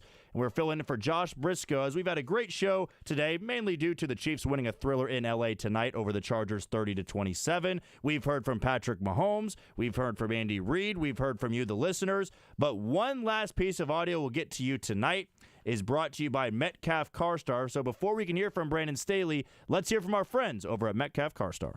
Brought to you by Metcalf CarStar. If your vehicle gets sacked on the road, take it to Metcalf CarStar, the collision repair experts. They make it convenient and easy to get back on the road. Go to carstar.com and search Metcalf CarStar. CarStar. Relax. They'll take it from here. And a game he absolutely needed to win, not only Brandon Staley, but Justin Herbert. They fell again to the Kansas City Chiefs. Is he on the hot seat? Maybe he is, maybe he isn't, but things certainly aren't going as planned for the Chargers. But here is what head coach Brandon Staley had to say about the 30-27 loss to the Kansas City Chiefs. Travis scored the go-ahead touchdown. Just what did you see on that drive? They made a few plays. We were contested the whole series. We just didn't rush or cover well enough to finish it. You had Derwin there on Travis. Are you like sort of best on best, and Yep. they made a play? Is that sort of That's exactly what you it. take away from there? Yep. Just overall, how did you feel like the defense played? I thought we played good in stretches, but ultimately didn't rush well enough, didn't cover well enough tonight. What's the biggest thing that this defense has to do, really just on both sides of the ball, late in games to be able to close it out? You just got to play team defense. You got to play team offense, and I thought that we did an excellent job of bouncing back after the fumble. You know, defense ended up forcing a fumble, go down, make a couple big clutch plays. Justin made a couple huge plays. We're able to score and put the pressure on them, you know, and then, you know, to close out games against, you know, great offenses, you know, special players, you know, rushing coverage has got to come alive. You gotta rush and you got to cover at the end of games, and they made a couple more plays than we did. Coach, is Keenan 100%? Yeah, Keenan was on a little bit of a pitch count tonight. This is part of kind of his return to play. I thought he, you know, exceeded, you know, my expectations for sure. Thought he played well in the game. He felt good all week, and he kind of played how he practiced. Did Mike re-injure his same ankle? Yeah, tweaked the same ankle. Any idea how serious it I do not. Offensively, in the second half, you guys have had some inconsistencies there, like coming out of halftime. What issues did you see offensively there? A couple punts early in the first. Yeah, well, I saw us foul on the first kickoff return, which isn't great. You start backed up, and then we had a penalty on offense, which puts you behind, and then we didn't convert a third and short there. So, you know, I thought that we had good balance tonight. Thought we ran it and threw it effectively, but just didn't do enough in that third quarter. Did you feel like Justin played? I thought Justin was outstanding tonight. I thought he made a lot of plays. I thought that last drive was signature, you know, quarterbacking. Made a bunch of plays on that drive, and then to finish it with a touchdown and bring us back. I was really proud of the way he competed tonight. What can you guys do to just eliminate those droughts in the second half in terms of the offense? Yeah, you gotta stay on schedule. You got to eliminate penalties. It's hard to beat good teams when you have penalties, and then you got to convert third downs, you know, when they're you know, makeable, and you got to get the explosions, and we didn't get any of that in the third quarter. What were your thoughts on Palmer's game tonight? Yeah, Josh played well tonight. Josh has played better and better as the season's gone on. He's healthy. You can see he's playing with a lot of confidence, and he was big for us tonight. Punted on a 4th and inches from your own 34 there. They were able to go score a touchdown after that. Just what was the thought process there with that punt? Yeah, just really felt like flipping the field position there was the right thing to do. It was even, you know, the game was even, and I didn't want to swing the momentum their way. And we had been stopped on a couple short yardage plays, and I just felt like our defense was playing at a high enough level, and wanted to give our defense a chance to compete. They had a 3rd and 17 there, backed up deep after Derwin sack. Just that's kind of been a theme this season, just 3rd and long, not being able to get off the field. Yeah. Why does that? Yeah, guys, we got to make more plays. We got to make more plays. As simple as that on 3rd down. We're not covering well enough on 3rd down, and that's all there is to it. Brandon, what's the level of your frustration? I heard some of the guys saying they were frustrated by tonight's game. Well, you should be frustrated. We just lost to a good team at home. We had the lead. Weren't able to close it out. That's an outstanding team that we played, and to not beat those guys, it's disappointing because we felt like our level was good enough to win, but we didn't finish plays in that fourth quarter to get it done. But that group in there's got a lot of pride. We've played 2 really tough ones in a row against 2 fantastic teams, and now we got to get our rest and we got to move on. We got to go to Thanksgiving, and we got to get ready for the Cardinals. Did you get an explanation from the officials on Derwin's hold there? No, I did not. What was your message to the team just in the locker room after? Yeah, that we competed, at a high level. We didn't make enough plays in the fourth quarter and the second half to win, but our level the last 2 weeks has been extremely high, and that's what we're going to need moving forward. We got to stay connected. We got to put this one behind us, learn from it, get some guys rested, get some guys back, which is going to happen, and then get moving on to Arizona. We're 10 games into the season. We're 5-5. Everything's in front of us, and we got to make improvements, and it starts this week with Arizona. All right, thanks. All right, guys. There was Chargers head coach Brandon Staley after the 30-27 loss to the Chiefs. They are swept by Kansas City in the regular season. Hey, I don't want to speculate. That sounded like a defeated coach. A lot of short answers in that. I get there's frustration, but man, losing is losing. Losing is losing, and it's tough to have the words to make excuses for it. It's tough at times to remain positive. Not everything seemed like it was defeated for Brandon Staley, but the Chargers are struggling now. They're 5-5. There's no guarantee they can waltz back into the postseason hunt. They get Arizona next week, but they get Arizona who's healthier, not playing at a high level, but still maybe a tough team to beat. But they fall to Kansas City. Much better spirits up here in Kansas City. The Chiefs moved to 8-2. 3-game lead in the AFC West. Top spot in the AFC. And they are full steam ahead. Nobody seems to be stopping them. Doesn't matter if there's Tyreek Hill. Doesn't matter if there's Juju Smith-Schuster. They can win games with the likes of Justin Watson, Sky Moore, and Isaiah Pacheco, who are all great tonight. Patrick Mahomes, an MVP caliber performance, 20 of 34, 3 touchdowns, 329 yards. Travis Kelce, another Hall of Fame performance, 6 catches for 115 yards and 3 scores. Everybody's living right with the Kansas City Chiefs, who, of course, are just steamrolling right now in the regular season schedule. Up next, the LA Rams, defending Super Bowl champs. They are a 14-point favorite at home. Well, that'll wrap up the Sports Radio 810 WHB postgame show, brought to you by CBD American Shaman. I've been your host, Jack Johnson, alongside Beards. We'll talk to you next time, Kansas City.